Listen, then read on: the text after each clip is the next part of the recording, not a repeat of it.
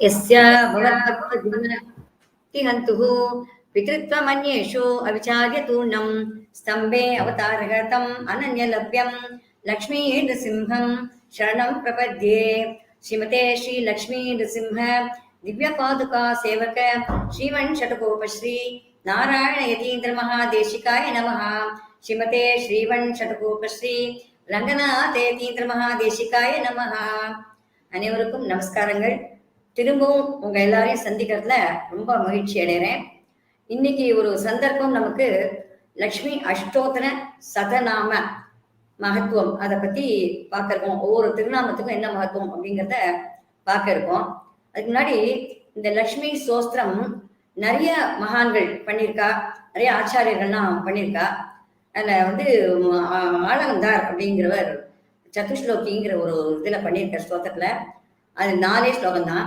சாந்தானந்த மகாவிபூதி பரமம் யத் பிரம்ம ரூபம் ஹரேஹே பிரம்மம் மூர்த்தம் பிரம்ம ததபி தத் பிரியதரம் ததோபி தத் பிரியதரம் எதத் அத்புதம் யான்யஞானி யதா சுகானி விஹரதோ சர்வாணி ரூபாணி தானி ஆகுஹு ஸ்வைஹி அனுரூப ரூப விபவைஹி காடோப கூடானித்தே அப்படின்னு தாயார் எந்தெந்த அவதாரங்கள்லாம் பெருமாள் எடுக்கிறாரோ, அதாவது ஸ்வரூபமாக, அதாவது மூர்த்தியாக, அதாவது திவ்ய மங்கள மூர்த்தியாக பகவானுக்கான அதாவது ரொம்ப பிடிச்சவனாம். எம்பெருமானுக்கே தன்னுடைய திவ்யமங்கள ரூபம் ரொம்ப பிடிக்குமா. அப்படிப்பட்ட அவனுடைய ரூபத்துக்கும் தகுந்த மாதிரி தாயாரும் தன்னை ஏற்படுத்திக்கிறாளாம், அமைத்துக் கொள்கிறாளாம். அவனுடைய குணத்துக்கு தன் அதை போல இந்த விபவ அவதாரங்கள், ராமகிருஷ்ணாதி அவதாரங்கள் அதெல்லாம் எடுக்கும் போதும் தாயாரும் அவனோட கூடவே எடுக்கிறார். ராகவத்வே அபவத் சீதா ருக்மிணி கிருஷ்ண ஜென்மினி விஷ்ணோகோ அனபாயினி சேன்னு வந்துடும். அதாவது அந்நேஷு அவதாரேஷு விஷ்ணுவோ ஏஷா அனபாயினி. இப்படி விஷ்ணு புராணத்துல இந்த ஸ்லோகம் தாயார் எப்பப்பெல்லாம் பகவான் அவதாரம் பண்றானோ தாயாரும் அப்பெல்லாம் அனுகிரகம் பண்றா, அவளும் அவதாரம் பண்றா. அவனுக்கு இருக்கக்கூடிய அதே குணங்கள், அதே பெருமைகள், அதே ரூபம், இப்படி எல்லாத்தையும் அவனுக்கு தகுந்த மாதிரி எடுத்துக்கொள்கிறார். இப்படி கலந்து நிற்கிறார் அப்படிங்கிற. அதே போல கூரத்தாழ்வான் ஒரு மகான், அவர் ஒரு ஆச்சாரியன். அவர் வந்து ஸ்ரீஸ்தவம் அப்படின்னு ஒரு ஸ்தோத்திரம் பண்ணியிருக்கார். அதுல வந்து தாயாருடைய முகத்தை பார்த்து சிருஷ்டி பண்றான் பகவான் அப்படிங்கிற. எப்படின்னா ஸ்வஸ்தி ஸ்ரீ திசதாத் அசேஷ ஜகதாம் சர்வம் சக்குர்வன் ஹரி விசேஷ ஜகதாம் சர்வோபசர்கஸ்திதிஹி ஸ்வர்க்கம் துர்கதிம் ஆபவர்கிக பதம் சர்வம் ச குர்வன் ஹரிஹி யஸ்யா வீக்ஷ்ய முகம் ததிங்கித பராதீனோ விதத்தே அகிலம் கிரீடேயம் கருணா அந்யதாசிய ரசதா சாதைக ரஸ்யாத்தயா அப்படிங்கிற. அதாவது பகவானுக்கு வந்து எல்லாம் அவனே பண்றான். சிருஷ்டி, காப்பாத்துறது, லயம், மோட்சம் கொடுக்கறது, இப்படி எல்லாமே பகவான் தானே பண்றான். ஆனாலும் தாயார் வந்து இப்படி பண்ணா நல்லா இருக்குமே, அப்படி பண்ணா நல்லா இருக்குமே அப்படின்னு சொல்லிட்டு அவருடைய புருவத்தை மேலும் கீழும் அசைக்கிறாளாம். அதாவது முகத்தை பார்த்துக்கிறானா. அவன் முகத்துல வந்து அதிருப்தி தெரிஞ்சா அவளுக்கு அந்த பிறவி கொடுக்காமல் வேற மேலான பிறவியை கொடுக்குறானா. எதுக்கு இவாளுக்கு இப்படி கீழே ஒரு பிறவியை கொடுக்கணும்? வேற நல்ல பிறவி கொடுத்து நம்மளை அடையும்படியாக, நம்மளை தியானிக்கும்படியாக பண்ணலாமே, நல்ல கொஞ்சம் வசந்த பிறவியா கொடுக்கலாமே. மரமாக தள்ள போறேன் அப்படின்னு பகவான் சொன்னான்னா வேண்டாம் வேண்டாம், மரமாகலாம் அவருக்கு ஜென்மா கொடுக்க கூடாது. திரும்பவும் மனித பிறவியே கொடுக்கணும். நம்மளை நினைக்கும்படியாக, நம்மை நினைக்கும்படியாக பண்ணணும் அப்படின்னு தாயார் அனுகிரகம் பண்ணுவானாம். இப்படித்தான் நமக்கு இந்த மனுஷ ஜென்மா கிடைச்சிருக்கு தாயாருடைய அனுகிரகத்தினால்தான். அவ மட்டும் ஒன்றும் சொல்லலை அப்படின்னா அம்மாமா அவளுக்கு தண்டனை கொடுக்கணும். பண்ணி நிற்கிற பாவத்துக்கு அவளுக்கு எந்த பிரிவனா கொடுங்கன்னு சொல்லிட்டாருன்னா ரொம்ப கஷ்டம். நான் தாயார் தான் அந்த மாதிரி கொடுக்க கூடாது அப்படின்னு சொல்லி அதை நிறுத்தி நமக்கு ஒரு உயர்ந்த பிறவியை கொடுக்கணும்னு அவதான் சிபாரிசு பண்றா. அந்த மாதிரி இங்க இந்த ஸ்லோகத்துல அவர் சொல்றார். அதே போல இந்திரன் வந்து என்ன பண்றான், அவனுக்கு எல்லா சொத்தும் இழந்ததும் செல்வத்தை எல்லாம் இழந்தான். அதுக்கப்புறமாக அவனுக்கு கிடைச்சது, பார்க்க கிடைச்ச போது கிடைச்சது. அப்ப அவன் தாயார ஸ்தோத்திரம் பண்றான். அப்ப சொல்றான் ஸ்ரீஸ்துத்தின்னு. அதுல வந்து நீ தாயார் நீதான் மாதா, தாய் எங்களுக்கு எல்லாம் இருக்கும் அப்படின்னு சொல்லி சொல்றான் அவன். அதாவது தொம் மாதா சர்வ லோகானாம் தேவதேவோ ஹரிஹி பிதா ததைவ விஷ்ணுனா சாம்ப ஜெகத்வியாபியம் சராசரம் அப்படின்னு. அந்த மாதிரி நீதான் நிறைஞ்சிருக்கே ரெண்டு பேரும். நீதான் தாயார் லோகமாதா, பகவான் தான் எங்களுக்கு எல்லாம் தந்தை. நீங்க ரெண்டு பேரும் சேர்ந்துதான் இந்த உலக சிருஷ்டி எல்லாம் பண்றேன். சூழ்ந்திருக்கிறீர்கள், எங்க பார்த்தாலும் நீங்க தான் நிறைந்திருக்கிறீர்கள் அப்படின்னு அவன் சொல்றான். இதே போல வேதாந்த தேசிகர் அப்படின்னு ஒரு மகான், ஒரு ஆச்சாரியன். அவர் ஸ்ரீஸ்துதி அப்படின்னு ஒரு ஸ்துதி பண்ணியிருக்கார். அந்த ஸ்ரீஸ்துதியில அவர் நிறைய தாயாரை பத்தி சொல்லியிருக்கார். மானாதீத பிரதிதபவாம் மங்களம் மங்களானாம் பட்சபீட்டீம் மதுவிஜயினோ பூஷயந்தீம் ஸ்வகாந்தியம் பிரத்யக்ஷானு ஸ்ரவிக மகிம பிரார்த்தினீனாம் பிரஜானாம் ஸ்ரேயோ மூர்த்திம் ஸ்ரீயம் அசரணக துவாம் சரண்யாம் பிரபத்தியே அப்படின்னு, தாயே ஒன்னை தவிர வேற புகழ் இல்லைம்மா எங்களுக்கு அப்படின்னு சொல்லி, நீ மங்களத்துக்கெல்லாம் மங்களமானவள், உன்னுடைய புகழை சொல்லவே முடியாதபடி எல்லையில்லாத புகழ் பெற்றவள் நீ அப்படின்னு சொல்ற. அதே போல நமக்கு பராசர பட்டர் அவரும் நிறைய குணரத்ன கோஷம் நிறைய ஸ்லோகங்கள் பண்ணியிருக்கார் தாயாரை பத்தி, ரங்கநாயகி தாயாரை பத்தி. ஏன்னா ரங்கநாயகி தாயார் இந்த பெருமாள் தான் இவரை வளர்த்தது அப்படின்னு சொல்லுவார். கூரத்தாழ்வாடைய புத்திரன் இவர். அந்த மாதிரி ஆச்சாரியர்கள்லாம் பண்ணியிருக்கா. அதுமாதிரி பகவத் பாதாலும் பண்ணியிருக்கார். அதாவது அங்கம் கரே கனகதாரா ஸ்தோத்திரம்னு பண்ணியிருக்கார். அங்கம் கரேகே புலகபூஷணம் ஆசிரயந்தி விருங்காங்கநேவ முகுலா வரணம் தமாலம் அங்கீகிருத்தாக்கில விபூதிர பாங்கலீலா மாங்கல்ய தாஸ்து மமமங்கல தேவதாயாக அப்படின்னு இந்த வேதாந்த தேசிகர் பண்ணி இந்த ஸ்ரீஸ்துதிய பலன் அடிச்சிருக்கு. எப்படின்னா, ஒரு பிராமண பையன் பிரம்மச்சாரி எனக்கு கல்யாணம் பண்ணிக்கிறதுக்கு தனம் வேணும் அப்படின்னு இவர் கேட்கிறான். அப்ப இந்த ஸ்லோகம், இந்த ஸ்தோத்திரத்தை அவனுக்கு சொல்லி கொடுத்து அவனையே சொல்ல வச்சு அவனுக்கு இந்த பணம், அவன் ஒரு ஸ்லோகம் சொல்றான், யோகாரம்பத் துவரித மனசோ யுஷ்மதை காந்தி யுக்தம்னு சொல்றான். அந்த ஸ்லோகம் சொல்லும் போது மேலேந்து கூரையை பொத்துக்கிட்டு அந்த பணம் கனகதாரையா விழறதான். அப்படி மகாலட்சுமி அனுகிரகம் பண்றா. பெருந்தேவி தாயார் இந்த காஞ்சிபுரத்துல சேவை சாதிக்கிறாளே, தேவாதிராஜனும் பெருந்தேவி தாயாரும். அந்த பெருந்தேவி தாயார் சன்னதியில இவர் சொல்லவும் அந்த பிரம்மச்சாரிக்கு நிறைய மேலேந்து பணம் கனகதாரியா கொட்டுறது. அந்த பணத்தை எல்லாத்தையும் அவன் அந்த காசு எல்லாத்தையும் தங்க காசு அதெல்லாம் மூட்டை கட்டி எடுத்துக்கிறான். அப்புறம் சுவாமி உங்களுக்கு எடுத்துக்கோங்க வேணுங்கிறத என்ன பெருமா எனக்கு வேண்டாம் இதெல்லாம் அப்படின்னு சொல்லி சுவாமி தேசியன் அதை மறுத்துட்ட. அப்படி ஒரு வைராக்கியம் அவர். எனக்கு எம்பெருமான் இருக்கான், தேவாதிராவன் இருக்கான், எனக்கு பிதாமக சொத்து சேர்த்து வச்சுக்கான் இந்த பெருமாளை எனக்கு அப்படிங்கிற வைராக்கிய பஞ்சகம்னே ஏற்றிருக்கார். அந்த மாதிரி அவர் எனக்கு அதெல்லாம் வேண்டாம்னு சொல்லவும் அந்த காசெல்லாம் மறைஞ்சு விடுறது. இந்த பையன் அதை எடுத்துக்கொண்டு போய் வைதிக காரியங்கள்லாம் செஞ்சு, அதாவது அந்த நாள்ல கன்யா சுல்கம்னு கொடுக்கணும். அதுக்காக தான் அந்த பெண்ணுக்கு பணத்தை கொடுத்து நகையெல்லாம் போட்டு ஸ்ரீசந்திலாம் இவனே எல்லாம் கல்யாணத்துல செலவு பண்ணிக்கணும். அந்த காலத்துல இப்ப வேணா வரதட்சணை அப்படின்னு கொடுக்குறோம், பையனுக்கு எல்லாம் கொடுக்குறோம். அந்த காலத்துல பெண்ணுக்கு தான் கொடுப்பா. அந்த மாதிரி அந்த பையன் அந்த தனத்தை எடுத்துக்கொண்டு, நல்ல வேதம் படிச்ச பையன், அவனுக்கு நல்ல காரியங்கள் பண்றதுக்கு மகாலட்சுமி அனுகிரகம் பண்றா. சொல்லப்போனால் பிராட்டியுடைய அனுகிரகம் நல்ல காரியத்துக்கு தான் உபயோகப்படும். அவளோட அனுகிரகம் பண்ணி நமக்கு எது கொடுத்தாலுமே அது சத்காரியங்களுக்கு உபயோகப்படக்கூடியதான் அனுகிரகம் செய்வார். அந்த பையனுக்கும் அந்த மாதிரி அனுகிரகம் பண்ணார். இதே போல ஆதிசங்கர் பகவத்பாதாலும் கனகதாரா சோஸ்திரம் சொன்னேனே, அங்கம் நிறைய புலகபூஷணம் ஆசிரியத்தி, அதை ஒரு ஏழை பிராமண வீட்டுல துவாதசி அன்னைக்கு யாச்சகத்துக்கு வர, மிக்சை எடுக்கிறதுக்கு வர. அப்ப வீட்டுல ஒண்ணுமே இல்லை, வரல. ஒரு காஞ்சி போன நெல்லிக்காய் சின்னதா அதுதான் இருந்தது. ரொம்ப மனசு வருத்தப்பட்டு இதை கொடுக்குறோமே அப்படின்னு அந்த பிக்ஷை பாத்திரத்துல போட்டா. அவளுக்கு ரொம்ப மனசு வருத்தமா இருந்தது. அதை பார்த்துட்டு இந்த பகவத்பாதாவுக்கு பிரம்மச்சாரியா போனார். அவருக்கு ரொம்ப வருத்தமா இருந்தது. மகாலட்சுமியை பிரார்த்திக்கிறேன்.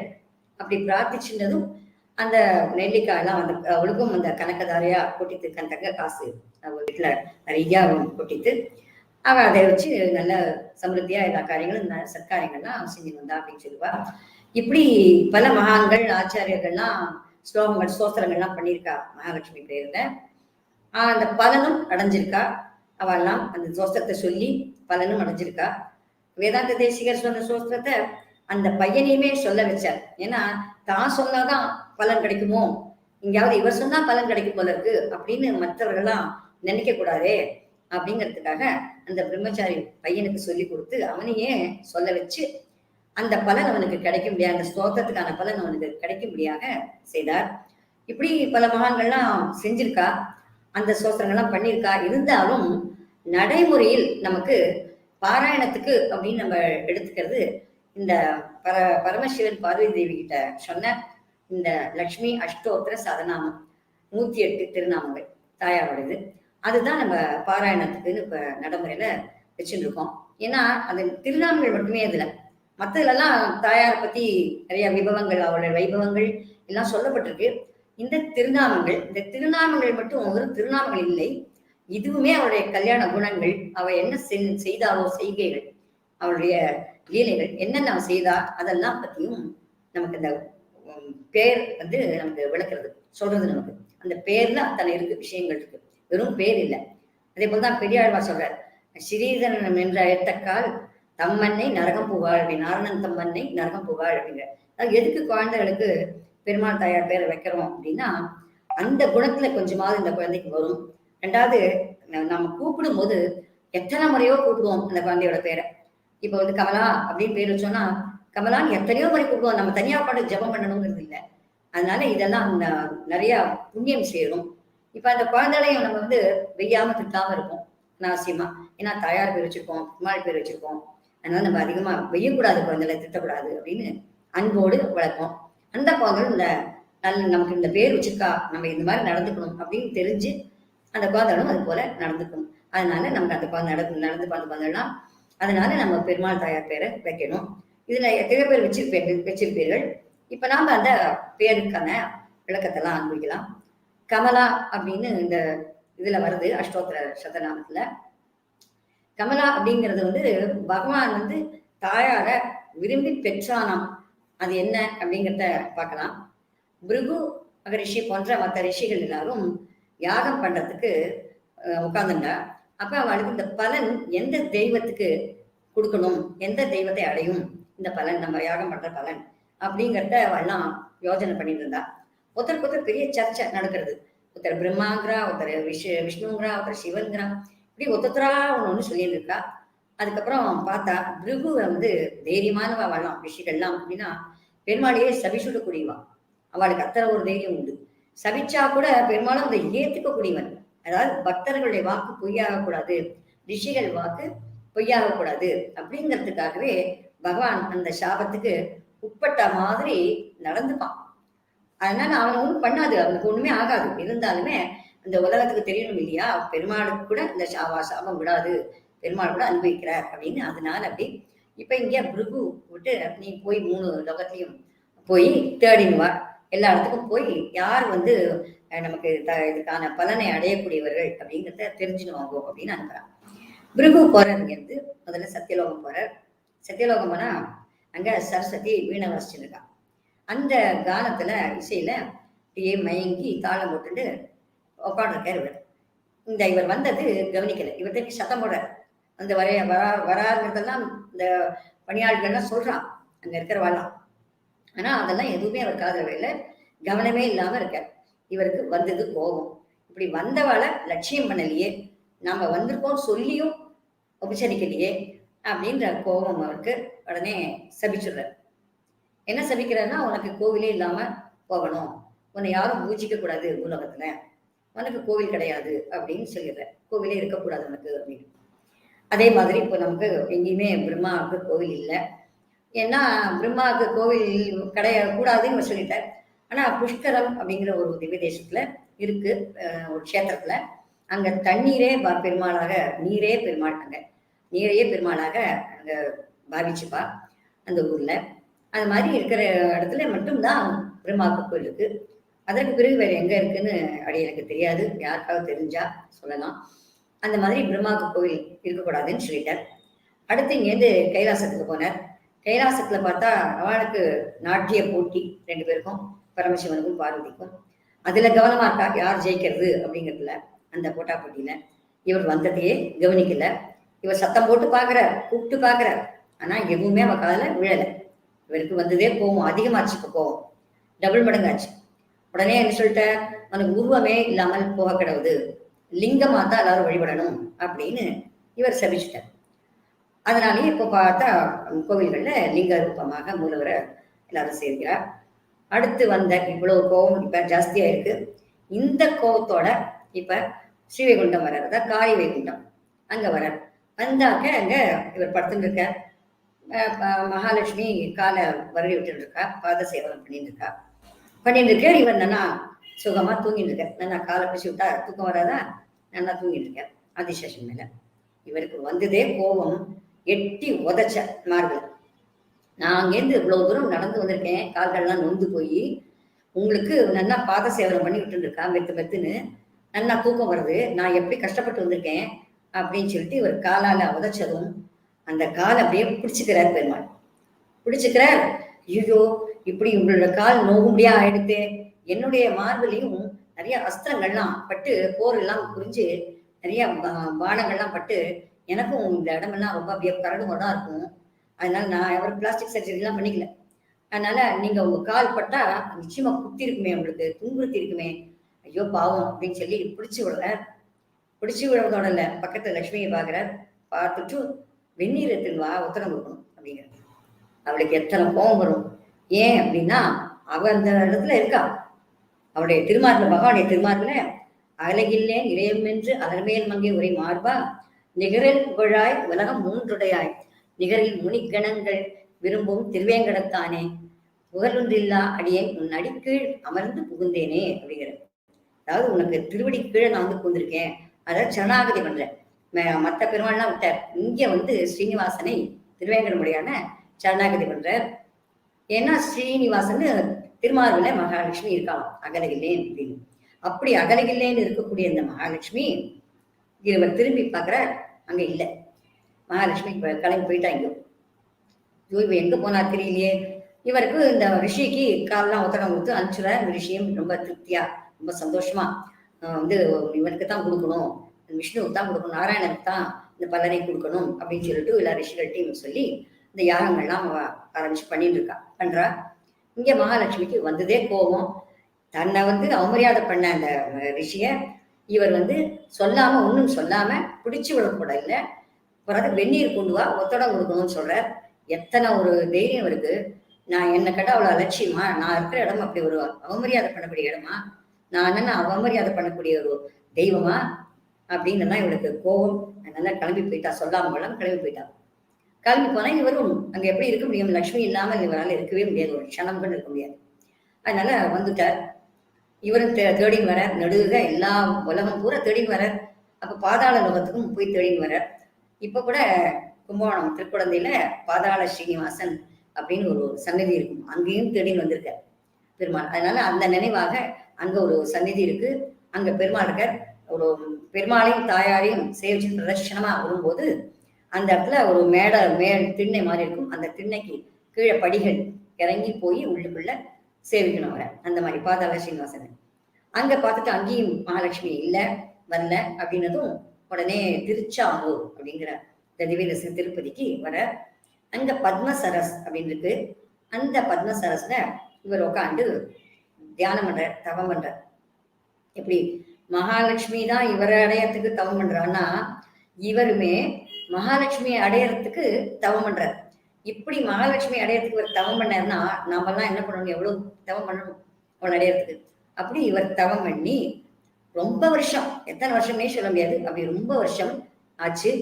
ஒரு சுக்லபக்ஷ பஞ்சமி அன்று அந்த பத்மசரஸ்ல கிருத்திகா நட்சத்திரத்துல ஒரு மாலை நேரம் விளக்கேற்ற நேரத்துல மகாலட்சுமி காட்சி தந்தாள் இவருக்கு. அவதான் பத்மாவதியாக அங்கே அவதரித்தாள். பிறகு அப்படி இப்ப கூட அந்த கார்த்திகை மாசம் அந்த பஞ்சமி உற்சவம் நடந்தது, நம்ம எல்லாம் சேவிச்சோம். அந்த மாதிரி அந்த தாயார் ஆவிர் பவித்தது அன்னைக்கு பெருமாள் அவளுக்கு தவம் பண்ணி அவளை பெற்றாள். அதனால அதாவது நமக்கு அடையப்படுபவள் அவ்வளவு சிரமப்பட்டு அடையப்படுவதனால அவளுக்கு கமலா அப்படின்னு பேரு. இந்த கமலா அப்படிங்கிற திருநாமத்தை நம்ம ஜபிச்சோம்னா நாமும் எல்லாரும் நம்மளை பெறணும் அப்படின்னு ஆசைப்படுவாளாம், நம்மளை அடையணும் அப்படின்னு ஆசைப்படுவாளாம். ஆசைப்படும்படியாக நமக்கு அந்த திருக்குணங்கள் அமையும் அப்படின்னு சொல்லி கமலாயை நமக என்று நாம் ஜபிக்க வேண்டும். அடுத்து இன்னொரு திருநாமம் அனகா அப்படிங்கிற ஒரு திருநாமம் தாயாருக்கு இருக்கு. இந்த அனகா அப்படிங்கிறது என்னன்னா ரொம்ப பொறுமையானவள், அதாவது காப்பதில் ரொம்ப ஆர்வம் உள்ளவள், முதன்மையானவள் அப்படின்னு சொல்லலாம் அனகான்னு. அதாவது இது எப்படி நம்ம தெரிஞ்சுக்கலாம் அப்படின்னா, விபீஷண சரணாகதி பார்த்தோம். விபீஷண சரணாகதியில பெருமாள் என்ன பண்ணாருன்னா எல்லாரையும் கூப்பிட்டு விசாரிக்கிறேன், இவனை சேர்த்துக்கலாமா அப்படின்னு. விபீஷணன் ராவணன் வந்து சீத்தையை அபகரிச்சுன்னு போன அப்புறம் விபீஷணன் சொல்றான், இதை என்னத்துக்கு இந்த மாதிரி நீ இன்னொருத்தருடைய மனைவியை அபகரிச்சுன்னு வந்த, இது ரொம்ப தப்பு இந்த மாதிரி செஞ்சது. நான் எத்தனை அபசகுனங்கள் வருது தெரியுமா லங்கையில? ஒரே கொல்லிக்கட்டையா விழுறது, அப்புறம் அபசகுனங்கள்லாம் நரியெல்லாம் ஊழையிடுறது, இந்த மாதிரிலாம் நடக்கிறது. நீ கொண்டு விட்டுடு, திரும்பவும் ஸ்ரீராமனிடமே கொண்டு விட்டுடு அப்படின்னு விபீஷணன் சொல்றான். ஏன்னா விபீஷணன் தர்மாத்மா. அரக்கர்கள்லயே இவன் தர்மாத்மா. மற்ற 2 பேரை விட ராவணன் கும்பகர்ணனோட இவன் தர்மாத்மா. அப்படி இவன் தர்மாத்மாவா இருந்ததுனால இவன் சொல்றான் நல்லதெல்லாம். ஆனா ராவணன் அதெல்லாம் காதுல வாங்கிக்கல, காதுலயே அவனுக்கு விழல. அப்ப இவன் வெளியில போயிடு அப்படிங்கிறான். குலப்பாம்சம் நீ அப்படிங்கிறான். அதாவது குலத்துக்கு கோடாரி காம்பு நீ அப்படிங்கிறான். அதனால நீ இந்த குலத்திலேயே இருக்கக்கூடாது, இந்த ஊர்லயே இருக்கக்கூடாது அப்படின்னு விரட்டி விட்டுறான். அப்ப லங்கையை விட்டு விபீஷணன் 4 அவனோட தோழர்கள் அவர்களோட ஆகாசத்துல பறந்து வரான். கையில ஒரு கதையும் வச்சுட்டு இருக்கான். அதாவது கதையோட அம்சமா அவன் அதை காட்டுறதுக்காக கதையை கையில வச்சுன்னு வரானாம். ஆனா இங்க இருக்கிற வானர சைன்யங்கள் இதெல்லாம் பார்த்துட்டு, ஐயோ விபீஷணன் வரான் கதையோட, இன்னும் 4 பேரை சேர்த்து கூட்டுன்னு வரான், இங்கேயே நம்மளை முடிச்சு போறான் போல இருக்கு, என்னன்னு தெரியல. ராவணனோட தம்பியாச்சே, அவன் துஷ்டனுடைய தம்பி, அதனால கண்டிப்பா இவனும் துஷ்டத்தனம் இருக்கும், துஷ்டமா தான் இருப்பான், துஷ்டத்தனமா தான் இருப்பான் அப்படின்னு எல்லாம் சொல்றாங்க. அப்ப ராமர் ஒரு புன்னகை புரிஞ்சுட்டு லக்ஷ்மணனை பாக்குற, யார் பேசுறா பாரு, பேசுறது யாரு? சுக்ரீவன். சுக்ரீவன் சொல்றான, யார் சொல்றா பாரு, அண்ணனையே கொலை பண்ண சொல்லிட்டு கொன்னுட சொல்லிட்டு வந்துட்டு இப்ப இவன் பேசுறான், தம்பிங்கிறது எப்படி இருக்கான் பாருன்னு, அவனை விட்டுட்டு வந்துட்டான் அப்படின்லாம் சொல்றானே அப்படின்னு சொல்லி சிரிக்கிறார். அதுக்கப்புறம் இவன் ஒத்தத்திரையா கேட்கிறார். அப்ப ஒத்தத்திரையா கேட்கும்போது அந்த விபீஷணன் வானர சைன்யங்கள்ட்ட சொல்றான், நான் எல்லாத்தையும் விட்டுட்டு வந்துட்டேன், பரித்தெட்டா மயாலங்கான்னு சொல்லிட்டு எல்லாத்தையுமே விட்டுட்டு வந்துட்டேன், மனைவி மக்கள் எல்லாம் சொத்து எல்லாத்தையும் விட்டுட்டு வந்தேன், எனக்கு லங்கையே வேண்டாம்னு வந்துட்டேன், பகவான்கிட்ட கைங்கரிய சாம்ராஜ்யம் போகும், எனக்கு கைங்கரியம் பண்ணா போகும்னு வந்துட்டேன், நான் எனக்கு ராமனுடைய திருவடி கிடைச்சா போகும்னு வந்துட்டேன் அப்படின்னு சரணாகதி பண்ண வந்திருக்காங்க. சரணாகதி பண்றதுக்கு முதல்ல யார் மூலம், ஆச்சாரியன் மூலமா போகணும் அப்படிங்கிறதாக இங்க பாகவதர்கள் இவெல்லாம் ராமனுக்கு கைங்கரியம் பண்ணதுனால பாகவதர்கள் இவர்கள் மூலமாக நாம அவனை பெருமாளை அடையணும் அப்படிங்கிறதுக்காக விபீஷணன் அந்த மாதிரி இவாள்கிட்ட சொல்லி எனக்கு சரணாகதி பண்ணணும், பெருமாள் ராமனை அடையணும் அப்படின்னு சொல்லி வரான். ஆனா இவாள்லாம் தப்பாவே அர்த்தம் பண்ணிட்டு இருக்கான். எப்பவுமே உலகத்துல நம்ம ஒண்ணு நினைச்சா மற்றவாள்லாம் வேற ஒண்ணு நினைப்பா இல்லையா, அதையே நினைப்பா சொல்ல முடியாது. அப்ப மற்றவாள்லாம் சொல்றா, ஒரு சுக்ரீவன் சொல்றான், இவனை சேர்த்துக்க கூடாது, இவன் விரோதியோடைய கேம்ப்லேருந்து வரான், அதனால இவனை சேர்த்துக்கூடாது, இங்க இருக்கிறது எல்லாத்தையும் தெரிஞ்சுட்டு போய் அங்க சொன்னாலும் சொல்லிடுவான், அதனால இவனை சேர்த்துக்கொள்ளக்கூடாது அப்படிங்கிற. ஆனா அதே மாதிரி அங்கதன் சொல்றான் இவனை சேர்த்துக்கூடாது அப்படின்னு. இப்படி ஒத்தத்திரம் சொல்றான். இந்த ஜாம்பவானம் சொல்ற சேர்த்துக்க கூடாது அப்படின்னு. ஏன்னா இந்த சமயம் வரான் பாரு, இத்தனை நாள் வரலையே, இப்ப போய் வரானே அப்படின்னு சொல்லி எல்லாருமே அவனை சேர்த்துக்கூடாதுன்னு ஒதுக்குறா, மறுக்கிறா, ராமனுக்கு அட்வைஸ் கொடுக்குறா. ராமன் இவளுடைய அட்வைஸ் எல்லாம் கேட்டுதான் சேர்த்துக்கணுமா அப்படின்னு கேட்டா அப்படி இல்லையா, எல்லாருடைய அபிப்பிராயமும் கேட்டுக்கணுமா. ஏன்னா இவர்கள்லாம் நாளைக்கு உங்க சொல்றா ராமன் தன்னிச்சையா பண்ணிட்டான் அதனாலதான் இந்த தப்பு வந்ததுன்னு சொல்லப்படாதான். ஆனா பெருமாள் எல்லாருடைய அபிப்பிராயத்தையும் தெரிந்து கொள்வாங்க, அதுக்காக இப்ப கேட்டுக்கிறா. இவெல்லாம் கூடாதுன்னு சொல்றதும் அனுமான் சொல்றான், இல்ல சேர்த்துக்கலாம், நல்லவன் அதனால சேர்த்துக்கலாம் அப்படிங்கிற அனுமான். இப்ப பெருமாள் பாக்குறார், சொல்றாரு, சரணாகதின்னு வந்தவாளை காப்பாற்றாமல் விட்டா அவர்கள்லாம் நரகத்துக்கு போவார்கள். அதோட இல்ல, இப்ப சரணாகதின்னு ஒருத்தர் வரா அப்படின்னா அவ சரணாகதி பண்ணினாக்க பண்றதுக்கு முன்னாடி எத்தனையோ பாவங்கள் பண்ணியிருப்பான். அந்த பாவங்கள்லாம் யாருடைய இவர்கள் சரணாகதின்னு போய் கேட்கிறாளோ அவளுக்கு போய் சேருமா அவளுடைய பாவங்களும். அதனால என்ன ஆகும்னா, அந்த சரணாகதின்னு யார்கிட்ட போறாளோ அவளுக்கு எல்லா செல்வாக்கும் இழந்துடுவார்கள், எல்லா செல்வமும் போயிடும், ரொம்ப கீழ் நிலைமைக்கு தள்ளப்படுவார்கள். இப்படி சொல்லியிருக்கு சாஸ்திரம். அதே போல சரணாகதி பண்றதுக்கு வந்தவாளை நம்ம ஏத்துக்கலைன்னா, அடைக்கலம் கொடுக்கவில்லை அப்படின்னா நரகத்துக்கு போவார்கள் அப்படின்ட்டு ராமரும் சொல்ற, சீதையும் சொல்றா. அதே மாதிரி 2 பேரும் ஒரே கருத்து உடையவர்கள். அவளும் அதையே சொல்றான், சரணாகதி பண்ணலைன்னா நம்மகிட்ட அடைக்கலம்னு வந்தவாளை சரணாகதி பண்ண நம்ம அடைக்கலம்னா அவளை ஏத்துக்கணும், அவை பிரதானம் பண்ணணும், இல்லைன்னா நரகத்துக்கு போவார்கள் அப்படின்னு சொல்றான். ஒரு பட்சியே கூட அந்த மாதிரி பண்ணிட்டே ஒண்ணும் இல்லை. ஒரு வேடன் ஒரு காட்டுல 2 பட்சிகள் இருக்கு, அது புறாக்கள். அந்த 2 புறாக்களும் கொஞ்சம் விளையாடி பண்ணிட்டு இருக்கு. இது இந்த ஒரு புறா இங்க இருக்கு, அதாவது ஆண் புறா மரத்துல கிளையில இருக்கு, பெண் புறா எங்கேயோ வெளியில் போயிருக்கு. அப்ப அந்த பெண் புறாவை இந்த வேடன் பிடிச்சு கொண்டு தன்னுடைய கூட்டுக்குள்ள வச்சுருந்தான், தன்னுடைய கூடைக்குள்ள வச்சிருந்தான். வச்சுட்டு இப்படி வந்துட்டு இருக்கான். மழை, காத்து, ஒரே அந்தகாரமா இருக்கு, இருட்டா இருக்கு. அது காடு வேறையா, ரொம்ப இருட்டு, போறதுக்கு வழியே தெரியல இந்த வேடனுக்கு. அப்ப இந்த மரத்துக்கு, புறா இருக்கிற மரத்துக்கு கீழே வரான். இந்த ஆண் புறா பெண் புறா போச்சே, வள்ளியே, எங்க போனாலும் தெரியலையே என் பத்தினி, இப்படி இவ்வளவு நேரம் ஆயிடுத்து, எங்கேயாவது அகப்பட்டுட்டாளா, இல்ல ஏதாவது இறந்து போயிட்டாளா, என்னன்னு தெரியலையே அப்படின்னு சொல்லி இந்த ஆண் புறா மரத்துல கதறின்னு இருக்கு, சொல்லிட்டு இருக்கு. அப்ப கீழே இருக்கிற பெண் புறா, அவனுடைய அந்த புறாவோட துணை அது சொல்றது, நான் இந்த கூட்டுக்குள்ள மாட்டின்னு இருக்கேன், இவன் என்னை பிடிச்சிட்டான் அந்த வேடன், பரவாயில்ல, அதனால ஒண்ணும் இல்லை, நம்மளை தேடி வந்திருக்கான், நம்ம மரத்துக்கிட்ட கீழே வந்து அடைக்கலம்னு வந்திருக்கான், அவனுக்கு நம்ம வந்து உபச்சாரம் பண்ணணும், அவனை கைவிடக்கூடாது, அதனால இவனுக்கு ஏதாவது ஆகாரம் கொடுக்கணும் அப்படின்னு சொல்லி நீங்க வந்து நெருப்பு மூட்டி அவனுக்கு இந்த குளிர் காயாம, குளிருக்கு அடக்கமா இருக்கிறதுக்காக நெருப்பை மூட்டி அவனுக்கு சத்காரம் பண்ணுங்கோ அப்படின்னு சொல்லிட்டு நம்ம உபச்சாரம் பண்ணணுங்கிறா. அதே போல அந்த அந்த பெண் புறா சொல்றது, அதே போல இந்த ஆண் புறாவும் நீங்க எங்கேருந்தும் சுள்ளிலாம் கொண்டு வந்து இது நெருப்பை பற்ற வைக்கிறது, பற்ற வச்சு அதை குளிர் காய வைக்கிறது. அதுக்கப்புறம் தானே அதுல விழுந்து இறந்து போய்விடுகிறது. ஏன்னு கேட்டா இவனுக்கு ஆகாரமா இருக்கணுமே, பெண் புறாவே தன்னை விட்டு போய் எடுத்து அவன் எப்படியும் எடுத்துட்டு போயிட போறான், ஏதோ பண்ண போறான் அப்படிங்கிறதுக்காக அது தன் அடைக்கலம்னு வந்து அடைஞ்சானே அப்படின்னு பண்ணித்தான். அதே போல சிபி சக்கரவர்த்தியும் ஒரு புறாவுக்கு அடைக்கலம் கொடுத்தார் அப்படின்னு அந்த கதையெல்லாம் சொல்லி ராமபிரான், நான் வந்து அந்த வம்சத்துல சிபி சக்கரவர்த்தியும் இந்த ராமனுடைய வம்சத்தில் முன்னோர்கள். சிபி சக்கரவர்த்தி இதுக்கு முன்னாடி ஆண்டவர், என்னுடைய வம்சத்துல இந்த சிபி சக்கரவர்த்தி இப்படி பண்ணியிருக்க, நான் அந்த வம்சத்தை சேர்ந்தவன், அதனால நான் வந்து இந்த ரட்சணம் அப்படிங்கிறத, ஆசிரித்த ரட்சணம்ங்கிறத கைவிட மாட்டேன், இது எங்களுக்கு கண்டிப்பாக நாங்க பண்ணித்தான் ஆகணும் அப்படிங்கிறேன்.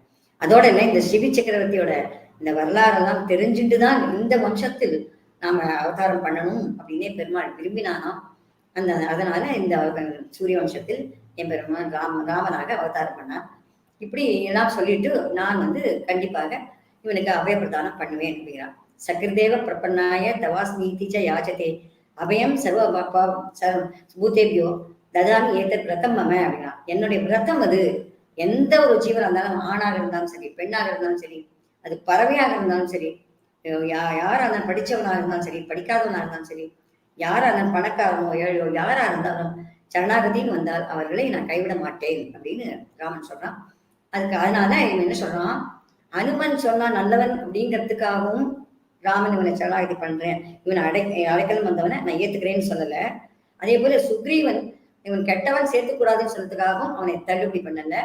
பகவானுக்குன்னு ஒரு அபிப்பிராயம் இருக்கு. அது என்ன அபிப்பிராயம் அப்படின்னா, தோஷம் எத்யபி தோஷ சியாத்து, அவன்கிட்ட தோஷம் இருக்கணும், தோஷம் இருக்கிறவனைத்தான் நான் வந்து அபயப்பிரதானம் கொடுக்கறதுக்கு எனக்கு ஒருத்தனுக்கு தோஷம் இருக்கணும். தோஷம் உள்ளவனை நான் சரணாகதின்னு வந்தானா அவனை ஏத்துட்டேன்னா தான் அந்த சரணாகதிக்கே பலன். இல்லாட்டா நல்லவனுக்கு சரணாகதி கொடுக்கறதுல ஒரு அர்த்தமும் இல்லையே. அதனால பாவம் பண்ணியிருந்தால் கூட அவன் மித்திரபாவின சம்பிராப்தம் அப்படின்னு சொல்றாரு பகவான். மித்திரபாவின சம்பிராப்தம் நெச்ச ஜெயம் கதாச்சன அப்படிங்கிற, நான் ஒரு நாளும் விடமாட்டேன், மித்திரன்னு வந்துட்டான்னா நான் விடமாட்டேன். எத்யபி தோஷோ தஸ்ய சியாத், அவனுக்கு என்னதான் தோஷமே இருக்கட்டும், தோஷம் புரிந்தனாக இருக்கட்டும், தோஷம் இருக்கணும் அப்படிங்கிற, தோஷம் இருக்கிறவனைத்தான் காப்பாற்றணும், ரொம்ப முக்கியம் அப்படிங்கிறது. அந்த மாதிரி இங்க விபீஷணனுக்கு அந்த என்ன தோஷம், அவன்கிட்ட எந்த தோஷமே இல்லையே, அவன் ராட்சசன் அப்படிங்கிற உன்னை தவிர அவனுடைய குணங்கள் எல்லாம் நல்ல குணங்கள். மற்றும் அனுமன் மூலமாக ராமன் தெரிந்து கொண்டான், இந்த விபீஷணன் தன்னுடைய மகளையும் மனைவியையும் சீதைக்கு துணையாக அங்க வச்சிருக்கான் அப்படின்னு அந்த அசோகவனத்துல வச்சிருக்கான். அவர்கள் 2 பேரும் இருக்கிறதுனால்தான் சீதை கொஞ்சம் தைரியமா இருக்கா அப்படிங்கறதெல்லாம் அனுமன் வந்து சொல்லியிருக்கான். அதனால வந்து பகவானுக்கு தெரியும் சீதையோட கட்டாட்சம் விபீஷணனுக்கு இருக்குன்னு. அதனாலதான் ராமனும் அவனை அடைக்கலம் வந்தவனே நான் சேர்த்துக் கொள்வேன் அப்படின்னு சொல்றார். இப்ப இவ்வளவு டெஸ்ட் பண்ணி தானே ராமன் வந்து விபீஷணனை சேர்த்துட்டார். அதே போல காக்காவுக்கும் உடனே வந்து அடைக்கலம் தரல, சீட்டை பரிவுடன் சொல்லி சிபாரிசு பண்ணதுக்கு அப்புறம் தான் பண்ணார். அந்த மாதிரி பண்ணதுனால இங்க வந்து பராசர பட்டர் குணரத்ன கோஷம் அப்படின்னு சோஸ்திரம் பண்ணியிருக்கார். அதுல சொல்ற, இந்த ராமகோஷ்டி சீதா கோஷ்டி அப்படின்னு ரெண்டாக பிரித்து கொண்டு சீத்தையின் கருணைங்கிறது ஜாஸ்தியா மேலானதா இல்ல ராமனுடைய கருணைங்கிறது மேலானதா அப்படிங்கிறத பத்தி சொல்ற. மார்கர் மைத்திலி ராட்சசி துவயி ததா அபராதாஸ்துவயா லக்ஷந்தியா பவனாத்மஜா லகுதரா ராமஸ்ய புஷ்டி கிருதா காக்கம் தம் ச விபீஷணம் சரணம் இதி உக்தி க்ஷமோ ரக்ஷதக சானஸ் சாந்திர மகாகச சுகயது சாந்தி தவாகஸ்மிகின்னு. அதாவது ராமன் டெஸ்ட் பண்ணி தான் எடுத்துட்டான். நமக்கு உக்திக்ஷமோ சரணம் இது உக்திக்ஷமோ சரணம்னு வந்து கேட்டதுக்கு அப்புறம் தான் பண்ணா.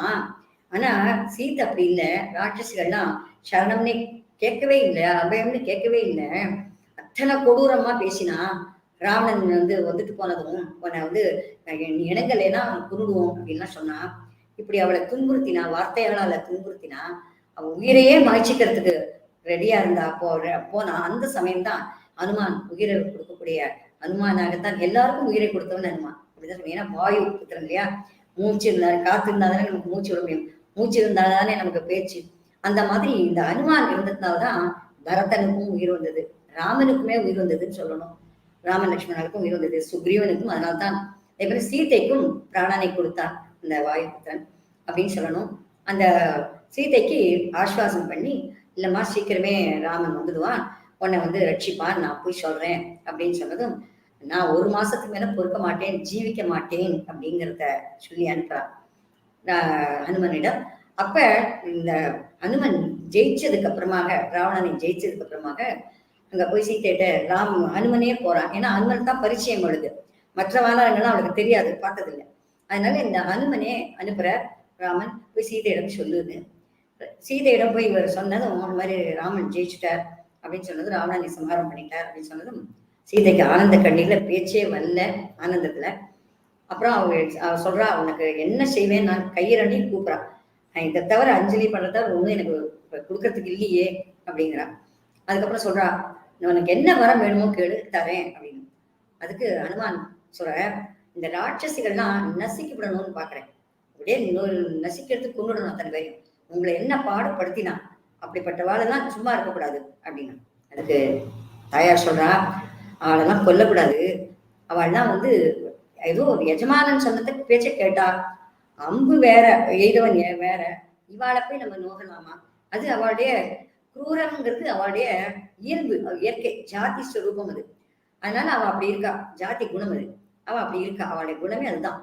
அதனால மன்னிக்கும் தன்மை நம்மை போன்றவர்களுக்கு தான் இருக்கும். அதாவது தெய்வத்தன்மையுடைய அவளுக்கு தான் மன்னிக்க, தனக்கு கஷ்டம் கொடுத்தவாளுக்கு கூட மன்னிக்கணும், அவளுக்கு நல்லது பண்ணணுங்கிற ஒரு எண்ணம் மேன்மையானவர்களுக்கு தான் வரும். அது தெய்வ சக்தி உள்ளவாளுக்கு தான் வரும், தெய்வத்துக்கு தான் வரும்.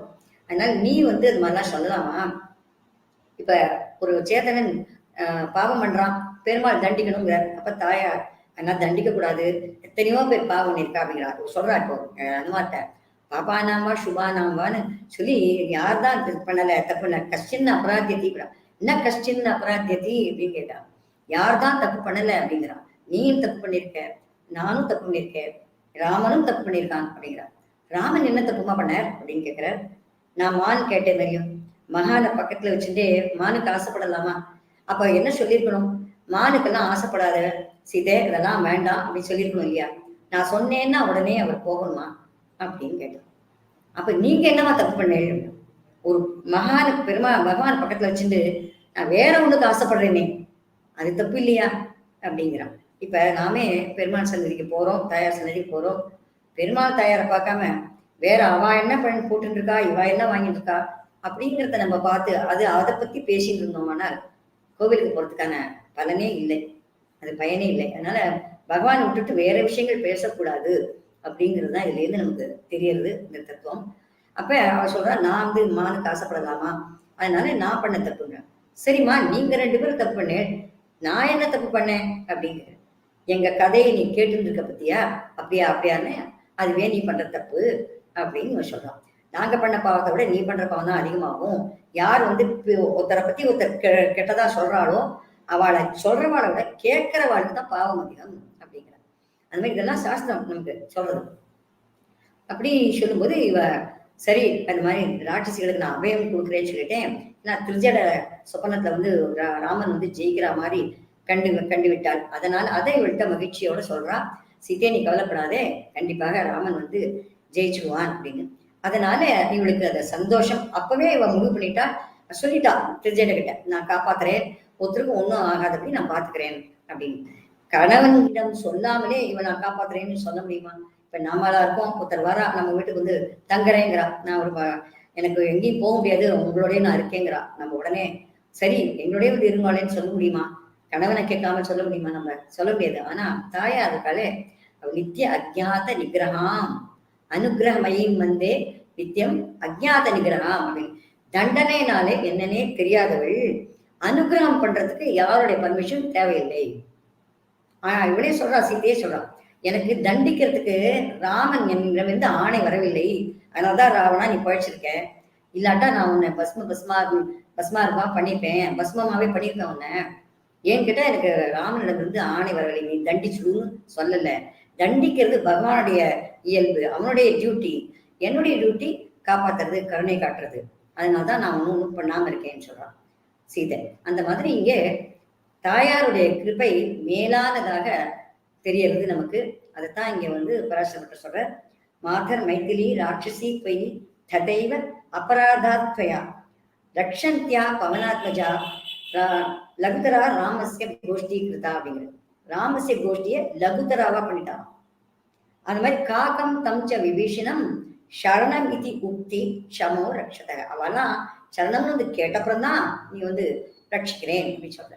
ஆனா தாயார் சரணம்னு கேட்காமலேயே ரட்சிச்சால், அதனால்தான் அவளுக்கு அனகா அப்படின்னு பேரு.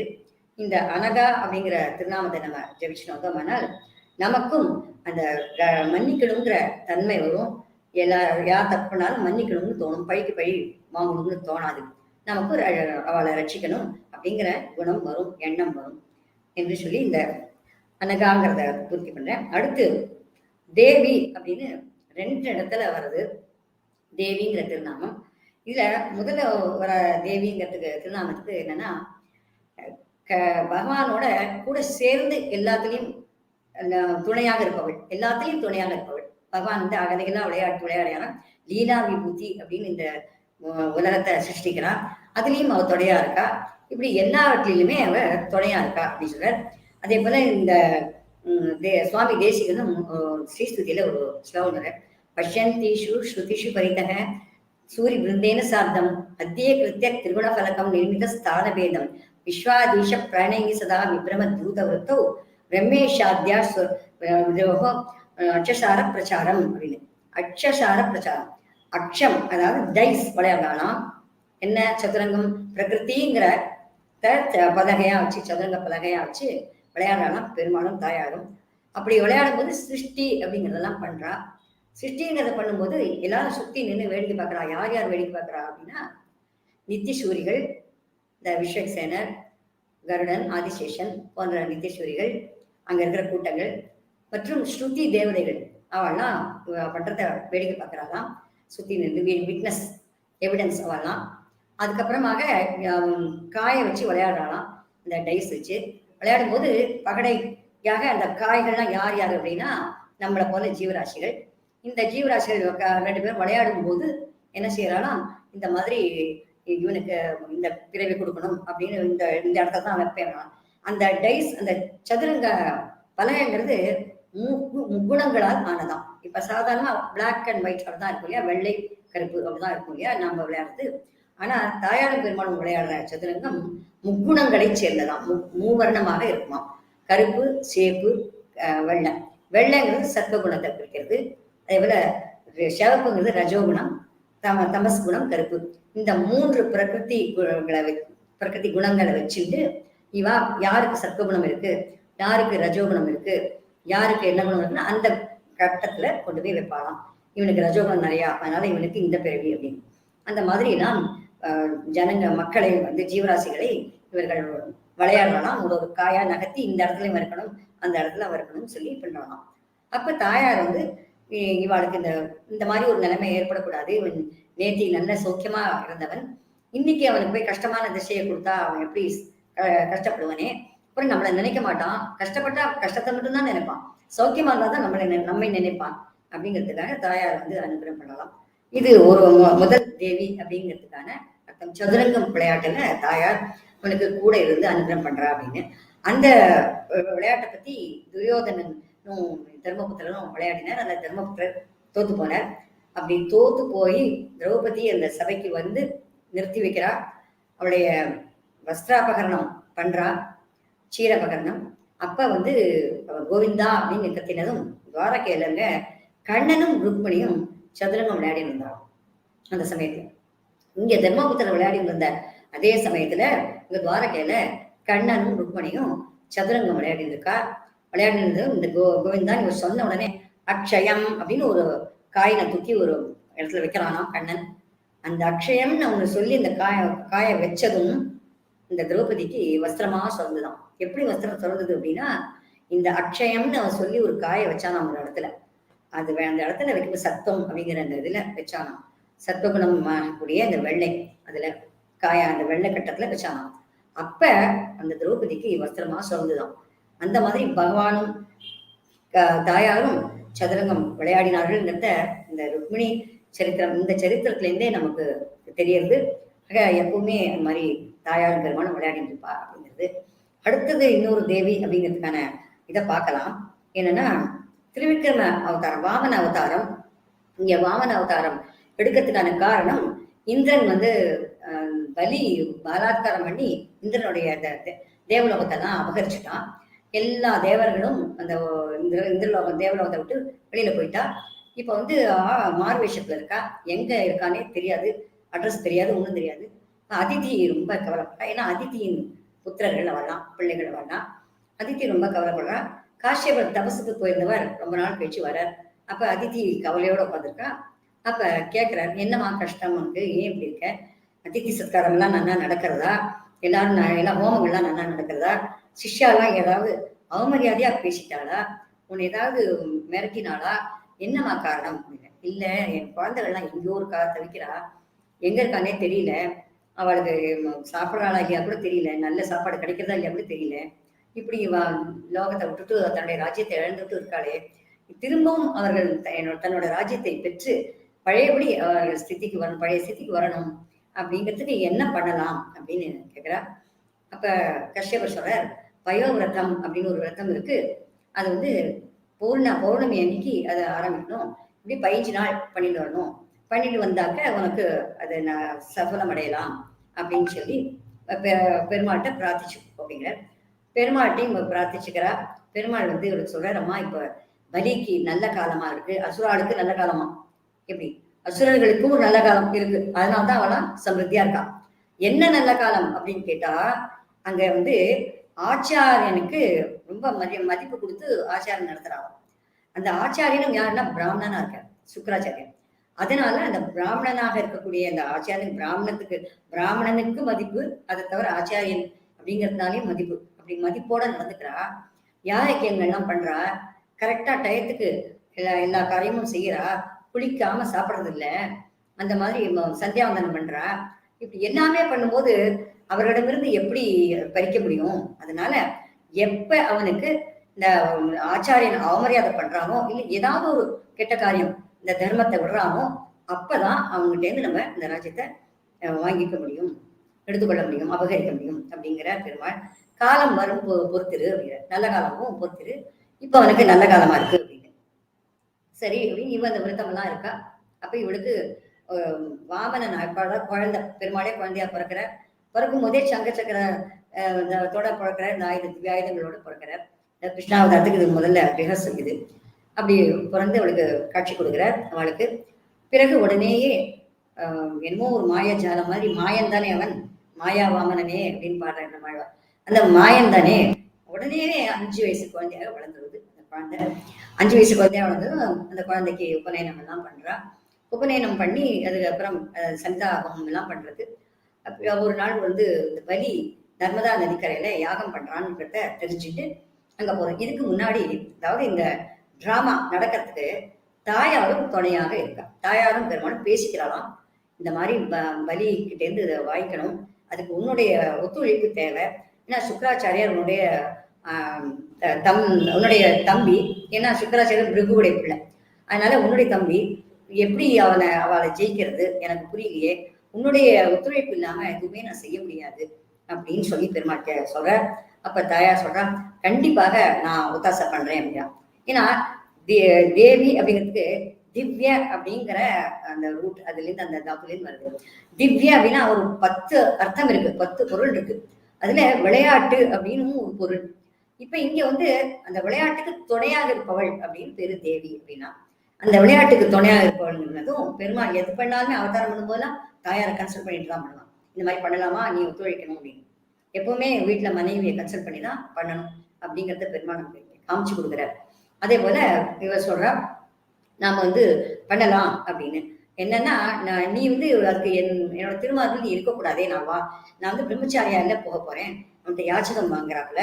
ஏன்னா பிரகலாதனுக்கு சொல்லியிருக்கேன், உன்னுடைய வம்சத்தார் யாரையும் நான் கொல்வதில்லை அப்படின்னு. அதனால இப்ப மகாபலி பிரகலாதனுடைய பேரனா ஆயிட்டா வேற, அதனால நான் கொல்ல முடியாது. இப்ப உன்னோட துணை எனக்கு என்ன பண்ணலாம் அப்படின்னு தாயார் சொல்றா, நான் வந்து உங்களை விட்டு பிரிய மாட்டேன், அகல இல்லைன்னு நான் இருக்கேன். ஆனா ஒண்ணு வேணா பண்ணலாம், நீங்க வேணா எல்லாம் மறைச்சுக்கோங்க அப்படிங்கிறான். என்னை வந்து ஒரு ஏதாவது ஒண்ணு போட்டு மறைச்சுக்கோங்க, நான் மறைஞ்சிருக்கேன், அவனுக்கு நான் வந்து காட்சி தராம இருக்கேன். அப்ப நான் மறைஞ்சிருந்தான்னா நீங்க வியாசம் கேட்கும்போது அவன் கொடுத்தான்னா வாங்கிட்டு இருந்தோம் அப்படின்னு சொல்றான் தாயார். அதனால இப்ப கிருஷ்ணாஜினத்தை போட்டு மறைச்சுட்டு பகவான் போறாருங்க யாச்சகத்துக்கு போனோம். எல்லாரும் அவரோட அழகுல மயங்கிடுறா, பலியும் அவருடைய அழகுல மயங்கிடுறான். மயங்கி ஆகா இவருக்கு கொடுத்தே ஆகணும், இந்த மாதிரி ஒரு சத்பாத்திரம் நமக்கு கிடைக்குமா எங்கேயாவது தானத்துக்கு அப்படின்னு சொல்லி, உனக்கு என்ன வேணும் அப்படின்னு கேட்க, எனக்கு என்னுடைய காலால 3 அடி மண் அப்படிங்க. அவனோட காலோ தூண்டு வாமனன் இல்லையா, குள்ளமா இருக்க, அழகன்னு அர்த்தம். அது மாதிரி அந்த குள்ளமான உருவத்தோட பகவான் கேட்கிறார், உனக்கு போருமா, இங்க சின்ன தூண்டு காலா இருக்கே போருமா, என்கிட்ட கொடுக்கறதுக்கு நிறைய இருக்கு, ஏதேஷ்டமா இருக்கு, எதை வேணா நான் கொடுப்பேன், நீ இனிமேதான் கல்யாணம் பண்ணிக்கணும், அதனால உனக்கு பெண்கள் வேணாலும் கல்யாணம் பண்ணி வைக்கிறேன், இப்படி என்னென்னமோ ஆசை காட்டுறான். எனக்கு எதுவுமே வேண்டாம், இந்த 3 அடிக்கு திருப்திப்படாதவன் வேற எது கொடுத்தாலுமே திருப்தி ஆக மாட்டான், அதனால எனக்கு தேவையே இல்லை அப்படிங்கிறார். சரின்னு 3 அடி கொடுக்கறதுக்கு வரான், அர்க்கியம் நடக்க போறான். அப்ப இந்த கிண்டியில சுக்கராச்சாரியர் முதல்ல இருந்தே தடுக்கிறார், கொடுக்காதே, இவன் மாயன், இவன் வந்து வளர்ந்துருவான், இவன்கிட்ட உன்னோட அபகரிக்கிறதுக்காகத்தான் வந்திருக்கான், கொடுக்காதே அப்படிங்கிற. அதெல்லாம் இவன் கேட்கல. ஏன்னா நான் கொடுக்குறேன்னு சொல்லிட்டேன், எங்க வம்சத்துல கொடுத்த வாக்க மீற மாட்டோம். இந்த வம்சம் வம்சம் வம்சம் வம்சம்னு எங்க வம்சம் இப்படித்தான் எல்லாரும் போயிட்டு இருக்கா. அதுதான் அந்த கர்வம் தான். அந்த கர்வம் நம்மகிட்ட இருந்தது, இந்த கர்வத்தை அடக்கணும். அதனால சுக்கராச்சாரியர் சொல்லும் ஒண்ணு கேட்கல, தன்னுடைய பவித்திரத்தால அந்த கிண்டிய குத்துறார். அதுல இருந்து சுக்கராச்சாரியர் கண்ணு குருடாருது, அதுக்கப்புறம் கீழே விழுந்துடுறாரு. அதுக்கப்புறம் ஜல பிரவாகமா வருது. அதனால வாமனமூர்த்தியையோ திருவிக்கிரமனையோ நம்ம ஜபிச்சோமானால் தண்ணி கஷ்டமே வராது, நமக்கு ஜல பிரவாகமா வந்தது. அதுக்கப்புறம் வளர்ந்தார் திருவிக்கிரமனாக. அதனால இன்னொரு ஒரு உலகத்தை வளர்ந்தார். அங்கேருந்து பிரம்மா ஏதோ திருவடி தெரியுறதே அப்படின்னு சொல்லிட்டு அர்க்கியம் விடுறார். அவர் வந்து திருமஞ்சனம் பண்றார் அந்த திருவடிக்கு. அது அங்கேருந்து அது எல்லாத்தையும் பொழந்துண்டு ஆகாஷ கங்கை அங்கேருந்து பொழந்துன்னு வருது. அப்படி பொழந்துன்னு வந்ததும் அந்த கங்கையாய் பெருமாளுடைய அந்த திருவடி நகம் பட்டு அது வந்து கங்கைன்ற புனித பேரை அது எடுத்துக்கொள்கிறது, அதுக்கு ஏற்படுறது. அந்த மாதிரி கங்கை வரா, பூமிக்கு வரா. இப்படி வந்ததும் மகாலட்சுமி அப்ப தெரியறாளாம். அப்ப எல்லாருக்கும் அனுகிரகம் பண்றாளாம். இப்ப 2 பேரும் பேசிட்டு இருக்கா. என்ன பேசிட்டு இருக்கான்னா, மகாபலி கிட்ட இருந்து 2 அடியை வாங்கிட்டு இருந்தோ, 3வது அடிக்கு அவனுக்கு வந்து தலையை காமிப்பான், அதுல காலை வச்சிருங்கோ, காலை வச்சு அவனுக்கு நல்ல உலகமா அவனுக்கு அனுகிரகம் பண்ணுவோம் அப்படின்னு சொல்றா தாயார்.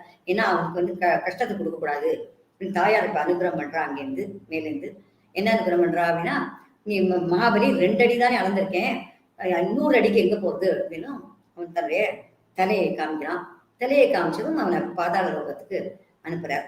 அனுப்பிச்சு அவனுக்கு அங்க போய் நான் உனக்கு காவல் இருக்கேன், நானும் தாயாரும் உனக்கு காவல் இருப்போம் அங்கே அப்படின்னு சொன்னாங்க. எப்பேற்பட்ட ஒரு அனுகிரகம் அந்த மகாபலிக்கு கிடைச்சது. அங்க இந்திரனுக்கு பழையபடி அவனுடைய செல்வம் எல்லாம் கிடைச்சது, அவனுடைய ராஜ்யம் கிடைச்சது. ஆனா மகாபலிக்கு கிடைச்ச மாதிரி எங்கேயாவது கிடைக்குமா? தேவர்கள் எல்லாமே பொறாமப்படுவானாம். அப்படிப்பட்ட ஒரு உலகம் சுத்தலம் அப்படின்னு. அந்த உலகத்துல வந்து இல்லாததே கிடையாதாம், தேவலோகத்தோட மேன்மையானதாம் அந்த உலகம். அப்படிப்பட்ட உலகமானது தாயாருடைய அனுகிரகத்தினால தாயார் வந்து அவன் வஞ்சிக்க கூடாது, அவனுக்கு அனுகிரகம் பண்ணணும் அப்படின்னு கஷ்டத்தை கொடுக்குற மாதிரி கொடுத்து அவனுக்கு அனுகிரகம் பண்ணணும் அப்படின்னு தாயார் பேசிட்டாளாம் தாயார் பெருமாளும். அதன்படி அவனுக்கு சுத்தலம்ங்கிற அந்த லோகத்தை கொடுத்தாலாம். இந்த பிரகலாதன் கூட வந்து பொறாமப்பட்டானாம், எனக்கு கூட கிடைக்கலையே இந்த மாதிரி, இவனுக்கு கிடைச்சிருக்கே எப்பேற்பட்ட பாக்கியம். ஏன்னா பகவானுடைய திருவடி அவன் தலையில பட்டுதே, பகவானுடைய திருவடி மகாபலி தலையில மட்டும் படல, எல்லா தலையிலும் பட்டுது. ஆனா அவனுக்கு அப்படி ஒரு அனுகிரகம் கொடுத்தார் பெருமாள். அதாவது இத வந்து வேதாந்த தேசிகர் சொல்ற, பக்த பிரிய தொய் ததா பரிவர்த்தமானே முக்தா விதான விதிஸ்தவ பூர்வம் ஆசீத் ஹாராவளிகி பரமதோ ரஷனா கலாபக தாராகணஸ்ததனு மௌத்திக மூபுர ஸ்ரீஹி அப்படிங்கிறது. அதாவது இந்த தாராகணங்கள்லாம் முதல்ல விதானமா இருந்ததுதான், அப்புறம் கழுத்துக்கு நெக்லஸ் ஆச்சா, பெருமாள் வளர வளர வளர வளர அதுக்கப்புறம் இடுப்புக்கு ஒட்டியானம் ஆச்சா, முத்து ஒட்டியானம், முத்தால பண்ணப்பட்ட ஒட்டியானமா ஆச்சான். அதுக்கப்புறம் கீழே வர வர வர காலுக்கு சலங்கையா ஆச்சான் அந்த நட்சத்திரங்கள்லாம். அப்படி வளர்ந்தானாம் அந்த நட்சத்திரங்கள்லாம் அவனுக்கு ஒரு ஆபரணமா ஆச்சான். அப்படி சொல்லி இதை அனுபவிக்கிற வேதாந்த தேசியர் தேகலி சஸ்துதியில. அந்த மாதிரி இவனுக்கு கஷ்டங்கள்லாம் நீங்கி அவனுக்கு சுகமே ஏற்பட்டது. அந்த இந்த ராஜ்யத்தை இழந்தாலும் அவனுக்கு இன்னொரு இடம் கிடைச்சது, அதுவும் ரொம்ப வசத்தியான இடம், தேவர்கள்லாம் பொறாமப்படக்கூடிய இடம். அப்படி கிடைச்சுதான். இந்த தேவி அப்படிங்கிற 2வது திருநாமத்துக்கு என்ன விசேஷம்னா, நமக்கும் எத்தனை கஷ்டங்கள் வந்தாலும் பிறகு அது நன்மையிலேயே முடியுமா, பெருமாள் அதை நன்மையாவே ஆக்கிடுவானா. அதனால தேவி அப்படிங்கிற தேவி நமக அப்படிங்கிற திருநாமத்தை நாம ஜெபிச்சோமானால் நமக்கு எத்தனை கஷ்டங்கள் வந்தாலும் அதெல்லாம் பொடி பொடியா போயிடும், அத்தனையும் சுபமாவே நமக்கு முடிவில் நமக்கு சுபம் ஏற்படும், நல்லதே கிடைக்கும். அடுத்து க்ஷமா அப்படிங்கிறது, இந்த க்ஷமா அப்படிங்கிறது என்ன அப்படின்னா மன்னிக்கும் தன்மை, பொறுமை, இது இருக்குமா. இதுக்கு ஒரு நம்ம இந்த விற்த்தாந்தத்தை பார்க்கலாம். இப்ப ராமனும் சீதையும் தண்டகாரண்யத்துக்கு வந்தார். திரும்பவும் ராமர் சீதை ராமாயணம் தான் இது. ராமனும் சீதையும் தண்டகாரண்யத்துக்கு வந்தார். வந்து ஓய்வு எடுக்கச்சே சித்திரக்கூட்டத்துல ஓய்வு எடுத்துட்டு இருக்கும்போது ராமன் சீதையோட மடியில படுத்துட்டு இருக்கான், சீதையும் ராமரோட மடியில படுத்துட்டு எழுந்துட்டா. இப்படி மாத்தி மாத்தி 2 பேரும் சமபரிகாரம் பண்ணிட்டு கொண்டிருக்கார்கள். அப்போ அங்க காக்காசுரன், அதாவது இந்திரனுடைய பிள்ளை ஜெயந்தன் அப்படின்னு சொல்றா. அது ஆனா அசுரன், அவன் அசுர புத்தி இருக்கு அவனுக்கு. அந்த அசுரன் என்ன பண்றான், தாயார மார்பில குத்தி குத்தி ரத்த வளரா பண்ணிடுறான். சதையெல்லாம் அந்த சதை ஆசைக்காக வந்து அதை சாப்பிட்டு தாயார துன்புறுத்துறான். அப்புறம் பெருமாளை எழுப்பல, ராமனை எழுப்பவே இல்லை, ஏன்னா நன்னா தூங்கச்சே எழுப்பக்கூடாது யாரையும் அப்படின்னு சாஸ்திரம் இருக்கு. அதனால அதோட இல்லை, சீதைக்கு கிடந்த அழகை பார்க்கணும்னு ஆசையாம். அதனால பகவான் எப்பவுமே கிடந்தவாறு எழுந்திருந்து பேசி வாழ்க்கேசனேன்னு ஆழ்வார் சொன்னார். ஆனா அந்த கிடந்த கோலம்ங்கிறது அவ்வளவு அழகாம், அதை அனுப்பிச்சுருக்கான், ரசிச்சு அனுப்பிச்சுருக்கானாம். அவளை எழுப்பவே மனசு வரலையாம் அவளுக்கு. இப்படி படுத்துட்டு இருக்கா. கடைசியில ரத்தம் சொட்டி அந்த ஈரம் அந்த சூடு பட்டதும் ராமன் தானே முழித்துக் கொள்கிறான். இது என்ன சீதை அப்படின்னு கேட்கிறான். இவ ஒண்ணுமே சொல்லல, சாமிருக்கா. அப்புறம் அங்க இங்க திரும்பி பார்க்கறான். அந்த காக்கா அங்கேயே வேடிக்கை பார்த்துட்டு இருக்கு, என்ன நடக்குது பார்ப்போமே. இப்ப என்னமோ அஸ்திரமோ இல்ல ராமன் கிட்ட, நம்மள ஒண்ணும் பண்ணிட முடியாது, ரொம்ப ரெஸ்ட் தானே எடுத்துட்டு இருக்கா, ரெஸ்ட் எடுக்க தானே வந்திருக்கான், அதனால நம்மள எதுவும் பண்ணிட முடியாது அப்படின்னு தைரியமா உட்காந்துருக்கான். அதுக்கப்புறம் பகவான் பார்த்தானா, அதாவது தாயார துன்புறுத்தினா பகவானுக்கு கோவம் வரும். அதனால என்ன பண்ணானா, அதான் தாயாரை சேர்க்காம பெருமாளை சேர்க்க விடாது. தாயாரை துன்புறுத்தினா பெருமாளுக்கு பிடிக்காது. அதனால என்ன பண்ணானா, தான் படுத்துட்டு இருக்கக்கூடிய இந்த கர்ப்பாசனம் அதுல இருந்தே ஒரு பிள்ளை எடுத்து மந்திரிச்சு அதை அப்படியே ஏவினானா, பறந்து போச்சான். அது ஒரு சின்ன ஒரு பென்சில் பறந்து போற, ரக்க உள்ள பென்சில் பறந்து போற மாதிரி பறந்து போச்சான். அது கிட்ட வரும்போது தகிச்சுதான். இத்தனை நாள் இந்த காக்கை பேசாம இருந்துதான்.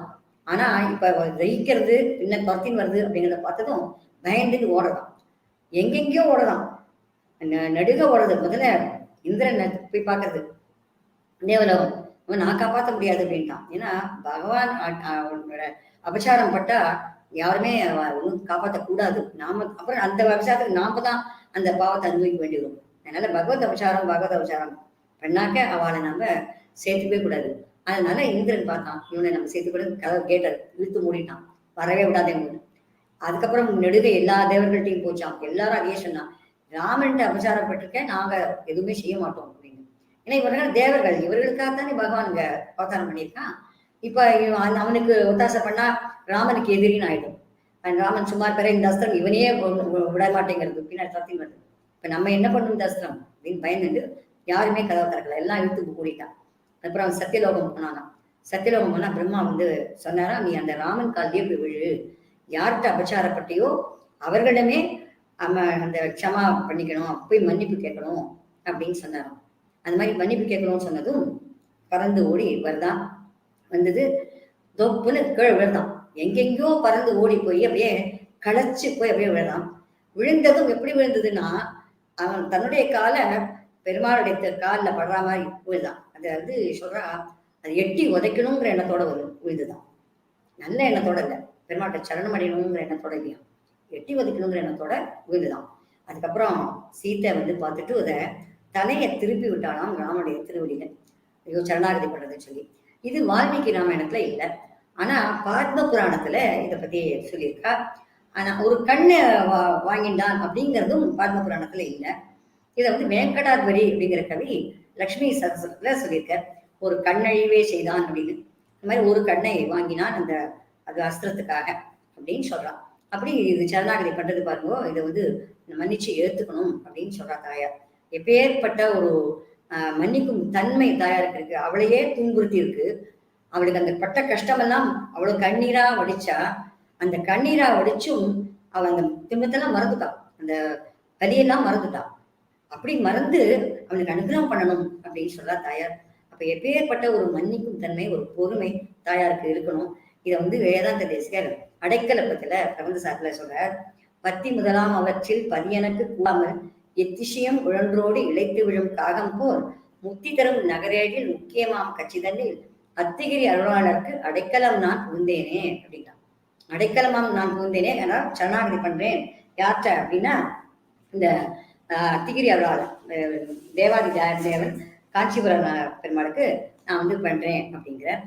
அதுக்கப்புறம் தாயார் சமைச்சதும் அது போயெடுத்து இன்னைக்கும் அது காக்கான்னு ஏன் கத்துறது அப்படின்னா, காக்கான்னு கத்துறதுனால அதுக்கு காக்கான்னு பேரா, இல்ல காக்கா அப்படிங்கிற பேர்னா அது காக்கான்னு கத்துறதா அப்படின்னு கேட்டா, அது கா கக அப்படின்னு சமஸ்கிருதம் சொல்லலாம். கா கக கா கக, எங்கே அவள் எங்கே அவன் அப்படின்னு தேடலாம் இன்னைக்கும். அதனாலதான் காக்க காக்க காக்க காக்க அப்படின்னு கத்துறலாம். அது காக்கன்னு கத்துறது காரணம் என்னன்னா, இந்த தாயாரும் பெருமாளும் தான். யார் யார் எவள் எவள் எங்கே எவள் எவள் எவன் எவன் அப்படின்னு பார்க்கறதான், தேடி தேடி பார்க்கறதான் இன்னும். அதுதான் காக்க காக்கன்னு கத்துறது அப்படின்னா. அதனாலதான் அந்த பேர் காக்கனே வந்திருக்கு. அதுக்கு வந்து வாயசம் அப்படின்னு பேரு. அதனால காக்கங்கிற பேர் இதுக்கப்புறம் தான் அதுக்கு வந்தது, காக்க கா அப்படின்னு.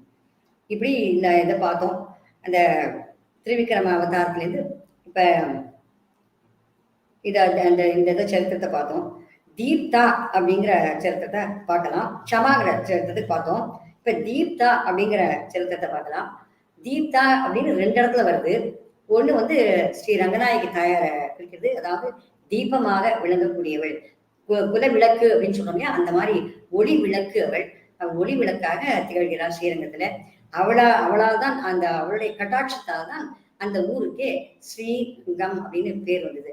ஸ்ரீயுடைய அரங்கம், தாயார் நடனமாடக்கூடிய ஒரு அரங்கம், மேடை அப்படின்னு அர்த்தம் அதுக்கு. அந்த தீப்தாக்கு இன்னொரு தீப்தாக்கு வேதவத்தியின் அந்த பரிசுத்தன்மை. அவ வந்து எப்படி ஒரு பதிவிரத்தை வந்து பதிவிரதையா இருக்கக்கூடியவர்கள் எப்படி நெருப்பு போல அவர்கள் தீ போல சுடுவார்கள், அந்த மாதிரி தீயோட ஒளி வந்து பிரகாசிக்கிறாள் அப்படிங்கிறது காமிக்கிறது இதுல இந்த தீப்தாங்கிறது. இந்த வேதவதியோட சரித்திரம் இது. குஷத்வஜன் அப்படின்னு பிரகஸ்பதியோட பிள்ளை. இவர் ரொம்ப வேதத்துல ஈடுபாடு ஜாஸ்தி. வேதத்தை அர்த்தத்தோட அதுல அப்படியே நயிச்சு அதுல ஈடுபாட்டோட சொல்வேனாம். வேதம் சொன்னா மட்டும் போறாதான், அதோடைய அர்த்தத்துல நம்ம ஈடுபட்டு சொல்லணுமா, அப்ப அதுக்கு பலன் ரொம்பவே ஜாஸ்தியா இருக்குமா. அப்படி இவர் சொல்லிக்கொண்டிருக்கிற போது இவருக்கு வந்து அந்த வேதம்ங்கிறது என்னன்னா மகாலட்சுமியிடம் மது உருவம் வேதம் அப்படிங்கிறது. அந்த மகாலட்சுமி அந்த வேதம் சொல்றவாளுக்கு வேதத்தை ப்ரோஸா சொல்லலாம், பொயட்ரியா சொல்லலாம், மியூசிக்கா சொல்லலாம். சாம வேதம் வந்து மியூசிக்கா சொல்றது, அந்த மாதிரி எப்படி வேணா சொல்லலாம். அந்த மாதிரி அது ஒரு செல்வமா இவர்களுக்கு, அந்தணர்களுக்கு, வேதம் ஓதும் அந்தணர்களுக்கு இந்த வேதம் தான் செல்வம் அப்படிங்கிறார். அதே போல மற்றவாளுக்கெல்லாம் எல்லா சொத்தும் இருக்கு இல்லையா, வீடுகள், நகை நட்டு இது மாதிரிலாம் பழங்காசு இப்படிலாம் இருக்கு. ஆனா அந்தணர்களுக்கு வேதம் தான் சொத்து, செல்வம் அப்படிங்கிறா. அந்த செல்வத்தை யாராலும் திருடிட்டு போக முடியாது. கவலையே பட வேண்டாம், பயப்படவே வேண்டாம். அதற்கான பலனும் ரொம்ப ஜாஸ்தி. மிகுந்த பலன் கிடைக்குமா இந்த வேதத்தை அர்த்தத்தோட, அர்த்தபாவத்தோட சொல்றவாளுக்கு, அது லயிச்சு ஈடுபாடோட சொல்றவாளுக்கு. அப்படி இவர் சொல்லிட்டு இருந்த போது மகாலட்சுமியே ஒரு உருவம் எடுத்து ஒரு பெண் குழந்தையாக அவர் முன் தோன்றினார். இவர் ஹோமம் பண்ணிட்டு இருக்கார், யாகம் பண்ணிட்டு இருக்கார். அப்ப சொல்லிட்டு இருக்கார் இந்த மந்திரங்கள்லாம். மந்திரத்தை சொல்லிட்டு இருக்கும்போது மகாலட்சுமியே ஆசைப்பட்டாலாம் இவருக்கு மகளாக வந்து பிறக்கணும்னு. அந்த குழந்தையை பார்த்ததும் ரொம்ப சந்தோஷமா இருக்கு. அப்ப அசரீரி வாக்கு கேட்கறது. அசரீரி வாக்கு என்ன கேட்கறதுன்னா, இந்த குழந்தை மகாலட்சுமியோட அம்சம், இந்த குழந்தையை நீ வளர்த்துட்டு வா, வேதவத்தின்னு பேர் வை. ஏன்னா நீ வேதத்துல ரொம்ப ஈடுபாட்டோட வேதம் எல்லாம் சொல்லிட்டு வர, அதனால வேதவத்தின்னு பேர் வை இவளுக்கு அப்படின்னு சொல்லி இந்த பெருமாளுக்கே கல்யாணம் பண்ணி கொடுக்கணும் அப்படின்னு அந்த அசரீரி வாக்கு. அதுவும் மகாலட்சுமி தான் சொல்றா. அசரீரி வாக்கு கேட்கறது. இவர் மனசுல அப்படியே பதிச்சு வச்சுருக்கார்.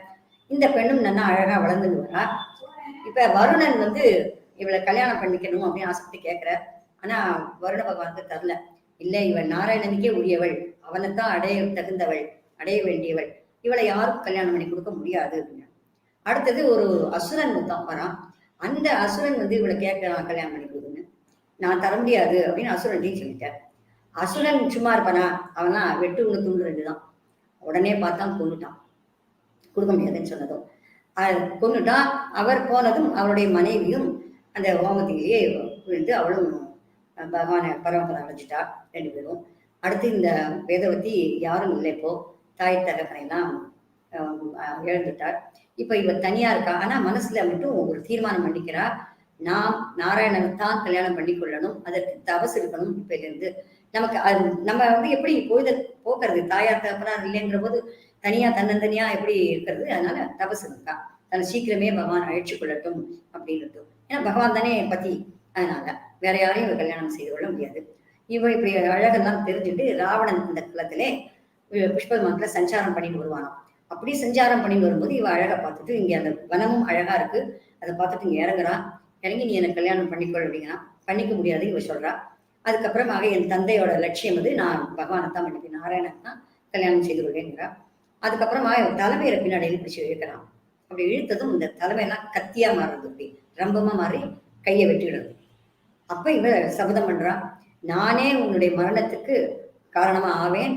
அதுவும் என்ன, என் கணவனிடம் சொல்லி, நாராயணனிடம் சொல்லி உன்னை தண்டிப்பேன். எனக்கு தண்டிக்கக்கூடிய அதிகாரம் கிடையாது, ஆனா கண்டிப்பாக உன்ன போல துஷ்டர்கள்லாம் தண்டிக்கப்பட வேண்டியவர்கள். அதனால நான் பகவானையே தண்டிக்க சொல்லி உனக்கு சமாரம் பண்ண சொல்லி நானே காரணமாக வருவேன் அப்படிங்கிறா. அதனாலதான் ராவணன் வந்து சீதையை அபகரிச்சு போறதுக்கு முன்னாடி அக்னி தேவன்கிட்ட இருக்காக குதிச்சுடுறா அக்னியில. அந்த அக்னி தேவன்கிட்ட இருக்கா இப்போ இந்த வேதவதி சீதை. ஏன்னா மகாலட்சுமி இதனே மகாலட்சுமியோட அம்சம் தானே, அவளே மகாலட்சுமி சீதையை போலவே இருக்கா. அவளை வெளியில விட்டுட்டு அந்த சீதையை அக்னி தேவன் தான் தன்னுடைய பாதுகாப்புல வச்சுருக்கான். இப்ப ராவணன் தூக்கிட்டு போனது யாருன்னா அந்த வேதவதியை தான் எடுத்துட்டு போய் சீதைன்னு அசோகனத்துல வச்சிருக்கான். இந்த வேதவதியை தான் வீட்டுக்கு கொண்டு வந்தார் ராமர். அதுக்கப்புறமாக சீத்தை வந்து வேதவதி அக்னிக்குள்ள போறான். ஏன்னா அக்னி பிரவேசம் பண்ணிருக்காம சொல்லிட்டார். இவனும் அக்னியிலிருந்து வந்தவள், அக்னி தேவன் தான் காப்பாத்தி வந்திருக்கான். ஆனா திரும்பவும் அங்கேயே அக்னி லோகத்துக்கு போறா. போயிட்டு சீதை வெளியில வரா. ரெண்டு பேரையும் எடுத்துன்னு வர்றார் அக்னி தேவன், நீ இவளையும் கல்யாணம் பண்ணிக்கோ அப்படின்னு. அப்ப மற்றவாளுக்கு தெரியாது, ரெண்டுமே சீத்தை போல இருக்கு அப்படின்னு நினைக்கிறா, ரெண்டு சீத்தை அப்படின்னு நினைக்கிறா. ஆனா ராமனுக்கு மட்டும் தெரியறது. அப்ப ராமன் சொல்றார், இல்லம்மா நீ எனக்காக ரொம்ப பாடுபட்டு எல்லாம் பண்ண, நான் உன்னை இந்த அவதாரத்துல கல்யாணம் செய்து கொள்ள முடியாது, நான் ஏகபத்னி விரதன், சீத்தை சொல்லியுமே கேட்கல, இதெல்லாம் அதெல்லாம் முடியாது. நான் அப்புறம் கலியுகத்தில் ஸ்ரீனிவாசனாக வருவேன் அவதாரம் பண்ண, அப்ப நீ பத்மாவதியாக அந்த பத்ம சரஸில் தோன்றுவாய். ஆகாஷராஜனுக்கு ஜனகருக்கு சீதை கிடைத்த மாதிரி யாக பூமியில் நீ கிடைப்ப, அப்ப நான் உன்னை வந்து கல்யாணம் பண்ணிக்கொள்கிறேன் அப்படின்னு சொல்லி அவளுக்கு அனுகிரகம் பண்ற. அதுக்கப்புறமாக பெருமாள் அவதாரம் பண்ணி கலியுகத்துல ஸ்ரீனிவாசனாக அவர் வந்து தபஸ் பண்ற. இவர் தபஸ் பண்ணா இல்லையா, அதனால அவர் தபஸ் பண்ணி அங்க நம்ம பார்த்தோமே முதல் கமலாங்கிற திருநாமத்துல மாதிரி இந்த பத்மாவதி அவர் அடையிறார். இப்படி இந்த சரித்திரம் போறது தீப்தா அப்படிங்கிறது. இப்ப சுதா அப்படிங்கிறத பார்க்கலாம். சுதா அப்படின்னா அமிர்தம் அப்படின்னு அர்த்தம். பார்க்கடலை கடைஞ்ச போது அமிர்தம் எல்லாம் கிடைச்சது. அமிர்தம் கிடைச்சா அந்த அமிர்தத்தெல்லாம் ஒன்றும் பார்த்தா எல்லாருக்கும் ஆசையா இருக்க. முதல்ல சந்திரன் ருச்சியாகவும் மென்மையாகவும் இருக்கான். சந்திரன் வெளிப்படுறான். ஹாஹா சந்திரன் கிடைச்சானே அப்படின்னு எல்லாரும் ஆசைப்படுறான். ஆனா சந்திரனை அப்புறம் அடுத்தது கல்பவருஷம் வருது. கல்பவருஷம் நினைச்சதெல்லாம் கொடுக்கக்கூடியது. அதனால அப்ப சந்திரன் வேண்டாம், இந்த கல்பவருஷம் பரவாயில்ல அப்படின்னு எடுத்துக்கா. அடுத்து வந்து இது வருது, விஷம் தான் முன்னாடி வருது, பரமசிவன் எடுத்துக்கிறார். அதுக்கப்புறமாக இந்த இது வருது, அமிர்தம் வருது. அது என்னன்னா ஒரே உப்புச்சாறு, வேற ஒண்ணுமே இல்லை. அது உப்புச்சாறு தான். அந்த அமிர்தம் தேவர்கள்லாம் விரும்பினா அதை சாப்பிட்டா என்றும் இளமையாக இருக்கலாம். எவர் எவர் 60 அப்படின்னு இருக்கலாம். அதனால எப்பவும் என்றும் 16 இருக்கலாம் அப்படின்னு சொல்லிட்டு தேவர்கள் அதோட பலமா இருக்கலாம். 1000 யானை பலம் கொண்டவர்களா இருக்கலாம். அசுரர்களை ஜெயிக்கலாம். அவர்களை ஜெயிக்கிறதுக்காக பலம் வேணுங்கிறதுக்காக தான் இந்த அமிர்த மதனம் அதோட செல்வத்தை எல்லாம் இழந்தான். அதனால அந்த பார்க்கடல்ல கிடைஞ்சதும் கிடைச்சது இல்லையா? அப்படி பார்க்கடல்ல கிடைச்சத இங்க திருமங்கையாழ்வார் ஒரு பாசனம் சொல்ற. பிறகு மகாலட்சுமி அவதாரம் பண்ணார். அவதரிச்சா அவளை வந்து பகவான் ஏத்துனான். இந்த அமிர்தத்தை கண்ணால கூட திரும்பி பார்க்கல பகவான், இது தேவர்களுக்கு கொடுத்துட்டான். அதுக்கப்புறமாக மகாலட்சுமி வந்தால் அவளை ஒரு எடுத்துட்டார், பெற்றுக்கொண்டார். அதை பத்தி திருமங்கை ஆழ்வார் இது வந்து திருவெண்ணகர் பாசுரம். இந்த சுதா அப்படிங்கிற திருநாமத்துக்கு நாம் திருவெண்ணகர் சரித்திரத்தை தான் நம்ம பார்க்க போறோம். அங்க நடந்ததை தான் நம்ம பார்க்க போறோம். இதே மாதிரி அண்ணல் செய்தலை கடல் கடைந்ததனுள் கண்ணுதல் நஞ்சுன கண்டவனே விண்ணவர முதுன அமுதில் வரும் பெண்ணமுதுடைய பெருமானே. பெருமானே பெருமான் வந்து விண்ணவர் அமுதுனா அமுதில் வரும் அந்த அமுதத்தை கொடுத்துட்டான். பெண்ணமுது வந்துதான் இன்னமுதான பெண்ணமுது. இது திகட்டாத அமுது, அதுவாது உப்புச்சாறு. அந்த உப்புச்சாரை யார் சாப்பிடுவார்? அதெல்லாம் எனக்கு வேண்டவே வேண்டாம். நான் பெண்ணமுதாகிய இந்த அமுதைத்தான் எடுத்துக்கொள்வேன்னு பகவான் திகட்டாத அமுதான தாயாரை அவன் பெற்றுக்கொண்டான். இந்த பாசனம் திருவெண்ணகர் பாசனமாக அமைச்சர் அருளி செய்திருக்கார் திருமங்கை ஆழ்வார். நம்ம இந்த திருவெண்ணகர் ஸ்தல புராணத்தை பார்க்கலாம் இதுல. ஏன்னா பகவானுக்கு உப்பிலி அப்பன் அப்படின்னு திருநாமம். இந்த உப்பிலி அப்பன்கிற திருநாமம் வந்ததுக்கான காரணம் என்னன்னா, அக்கப்பனா பெருமாளுக்கு ஒப்பிலி அப்பன் தான் நம்ம ஒப்பார் இல்லப்பன் தந்தனன் தனதாள் எழுவே அப்படிங்கிற நம்ம ஆழ்வார். அப்படிப்பட்ட ஒப்பா ஒரு இல்லப்பன் இங்க உப்பில்லா அப்பெல்லாம் ஆயிட்டாராம். ஏன் அப்படின்னு கேட்டா இந்த தாயார் அடையணும், தாயார் அடையணும் அப்படின்ட்டு திருமங்கை பாடினார் இல்லையா? விண்ணவரங்கிற பெண் அமுதுண்டை பெருமானேன்னு. அதனால இந்த தாயார் அடையணும், பெண் அமுதுவள் அப்படிங்கிறதுக்காக மார்க்கண்டேய மகரிஷி தவம் பண்ணிட்டு இருந்துச்சு. அங்க ஒரு குழந்தையாக தோன்றுகிறாள் மகாலட்சுமி. இது வந்து துளசி தேவிக்கு பெருமாள் கொடுத்த வாக்கு. என்னன்னா, உன்னை வந்து கல்யாணம் பண்ணிக்கிறேன், உன்னை முதல்ல சூட்டிக்கிறேன் என் கல்யாணம். துளசி தேவி பிரார்த்தனை பண்றா, என்ன எப்ப கல்யாணம் பண்ணிக்க போறேன் அப்படின்னு. அவளும் தபஸ் இருக்கா, இந்த வேதவத்தியோட தங்கை துளசி. அவளும் குஷத்வஜனுக்கு மகள் தான். அப்ப அந்த பெருமாள் சொல்ற, அப்ப இந்த மாதிரி துளசி வனமாக நீ காத்திருக்க வேண்டும். உன்னுடைய செடிக்கு கீழே, உன்னுடைய துளசி செடிக்கு கீழே மகாலட்சுமி அவதரிப்பாள். அவளுக்கு பூமாதேவின்னு பேர் வச்சு வளர்ப்பார் ஒரு ரிஷி. அப்ப வந்து நான் கல்யாணம் பண்ணிக்கும் போது உன்னை தான் முதல்ல நான் சூட்டிக் கொள்வேன் அப்படிங்கிற, தலையில இருந்து ஃபுல்லா உடம்பு பூரா நான் சூட்டிக் கொள்வேன் அப்படிங்கிற, அப்படி திருமேனி பூரா சூட்டிக் கொள்வேன் அப்படிங்கிற. அப்ப இந்த பூமி தேவின்னு பேர் இட்டு அந்த குழந்தைய வளர்க்குற. அந்த குழந்தை வளர்ந்து வருது. இப்படி இருக்கச்சே அதுக்கு ஒரு 5-6 வயசு ஆயிடுறது. ஆனா கல்யாணம் பண்ணணுமே அப்படின்னு கவலை. அதனால 5-6 வயசுல தான் கல்யாணம் பண்ணுவோம், 6 வயசு ஆனா கல்யாணம் பண்ணுவோம் அப்படின்பா. 6 வயசு தான் கல்யாணம் வயசு, அது அது மார்ஜினது. அப்படி கவலைப்படுற அவளுடைய முனிவர்கள் கணங்கள்லாம், அந்த கூட்டங்கள்லாம், ரிஷி கூட்டங்கள்லாம் அப்படி ஒன்றும் ரொம்ப தேர்ந்தவாளா இல்லை, இந்த குழந்தைக்கு ஏற்றவாளா இல்லை. அதனால பார்த்துட்டு இருக்கிறது மகாலட்சுமியாட்டம் இருக்கு, மகாலட்சுமி போல வளர்க்குற, இது கேட்டாலும் வாங்கி கொடுத்துருந்துன்னு. அப்படி இருக்கும்போது இவருக்கு பொருத்தமானவாளா யாரும் தெரியல. என்ன பண்றதுன்னு தெரியல, யோசனை பண்ணிட்டு இருக்க, பெருமாளை தியானம் பண்ணிட்டு. அப்போ ஒரு நாள் நடுப்பகல், பங்குனி மாசம், ஸ்ரவண நட்சத்திரம், ஏகாதசி இன்னைக்கு பெருமாள் ஒரு விருத்தனாக, ஒரே தலையெல்லாம் நிறைச்சு பஞ்சு மாதிரி நிறைச்சு விருத்தனாக, நல்ல வெயில் வேலையில களைச்சு போய் சோர்வோடு ஒரு தடியை ஊனிட்டு அங்கே தவிதத்த குரல்ல வர, அவா இப்படி ஒரு கழவர் வர்றே, இவருக்கு உபச்சாரம் பண்ணணும், இப்படி கஷ்டப்பட்டு வர்றேன்னு சொல்லி இவருக்கு உபச்சாரம் பண்றார். பண்ணி பெண்ணையும் கூப்பிட்டு ஒரு நமஸ்காரம் பண்ணு, சேவிமா அப்படிங்கிற. அவனும் சேவிட்டு ஆசீர்வாதம் பண்ணும்போது இந்த பொண்ணுக்கு சீக்கிரம் கல்யாணம் ஆகணும்னு அப்படிங்கிற. சீக்கிரம் கல்யாணம் ஆகணுமா? வலை விரிச்சு தேடிட்டு இருக்கேன் பாப்பைய அப்படிங்கிற. எதுக்கு வலை விரிச்சு தேடுறேன்? நான் இருக்கிறச்சே எதுக்கு தேடணும் அப்படிங்கிற. என்ன இல்லை, உங்க பையனோ பொண்ணோ, உங்க பையனோ பேரனோ யாராவது இருந்தா சொல்லுவாங்க. என்னது பையன் பேரனா? எனக்கே இன்னும் கல்யாணம் ஆகலை, பையனுக்கு எங்க போறதுனா உங்க பொண்ணை கல்யாணம் பண்ணிட்டா தான் அதை பையன் பேரோ எல்லாம் பார்க்கலாம் அப்படிங்கிற. ஐயோ இது என்ன இப்படி வயசான கழவர் இந்த ஆசை வச்சுருக்காரு, நம்ம குழந்தை சின்ன குழந்தையா இருக்காளே, இவ எப்படி உங்களை கல்யாணம் பண்ணிப்போ, எப்படி உங்களுக்கு எல்லாம் பண்ணி போடுவோம், சமையல் பண்ணி போடுவோம், தெளிய பண்ணி போடுவோம் அப்படிங்கிற.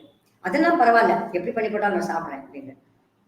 இன்னும் நம்மளுக்கு உப்பு போட்டாலே பண்ண தெரியாது அவங்களுக்கு. ஏன்னா நான் ரிஷி, நான் எல்லாத்தையும் திறந்தவன், எப்படி பண்ணாலும் சாப்பிடுவேன். நீங்க வந்து உப்பு போடாம சமையல் பண்ணாலும் உங்களுக்கு கோவம் வந்துடும், அடிச்சுடுவேன், அழுவோம். நான் அதெல்லாம் பார்த்துட்டு இருக்கணுமா, கல்யாணம் பண்ணி கொடுத்துட்டு அவ சந்தோஷமா இருக்கிறத பார்க்க வேண்டாமா, இப்படி எல்லாம் சொல்றேலே அப்படிங்கிற. நீ கொடுக்கலன்னா நான் வந்து சேர்த்து இறந்து விடுவேன். இந்த பொண்ணை கேட்கிறாரம்மா, நான் பொண்ணை கேட்கறேன் அப்படிங்கிற. சின்ன பொண்ணு, அதுக்கு என்ன சொல்ல தெரியும், இருந்தாலும் போய் கேட்கிற. அம்மா நீ இவரை கல்யாணம் பண்ணிக்கிறியா. இவ வந்து பாக்குறா, இவளுக்கு தெரியறது பகவான், இருந்தாலும் நாடகம் இதெல்லாம். உடனே தாயார் சொல்றா, ஐயோ இந்த கிழமை நிற்காமா, என்ன வேண்டவே வேணாம், என்ன கணத்துல பிடிச்சி தள்ளுங்கப்பா, அதை விட நான் பண்ணிக்க மாட்டேன் அப்படிங்கிறா. என்ன கூத்தா இருக்கு, கல்யாணம் பேசச்சே இப்படி இல்லாமா அப்படின்னு சொல்லிட்டு தியானம் பண்றார். பகவான் உடனே அவருக்கு காட்சி தரார். நித்திய யுவாவாக ஒரு 16 வயசு பையனாக காட்சி தரார். சங்கு சக்கர கதாதரன கதையோட அவர் காட்சி தரார். பார்த்துட்டு பெருமாள் வந்து நம்மளை சோதிக்க வந்திருக்காருன்னுட்டு இந்த பெண்ணை கல்யாணம் பண்ணி கொடுக்குறேன்னு சொல்லி ஐப்பசி மாசம் கல்யாணம் பண்ணி கொடுக்குறார். இன்னைக்கும் புலிப்பன் கோவில்ல பங்குனி அவதார உற்சவம் நடக்கும்.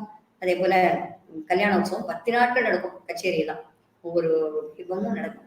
கச்சேரி உபன்யாசம் எல்லாமே இங்க நல்லா நடக்கும்.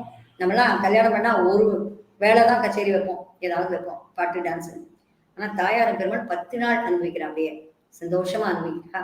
எல்லாம் ரொம்ப கண்கொள்ளா காட்சி, பார்க்க கொடுத்து வச்சிடும். கல்யாண உற்சவம் நடக்கும், அங்க திருக்கல்யாணம் நடக்கும். அப்படிலாம் அவளுக்கு அந்த வைபவமா கொண்டாடுவா.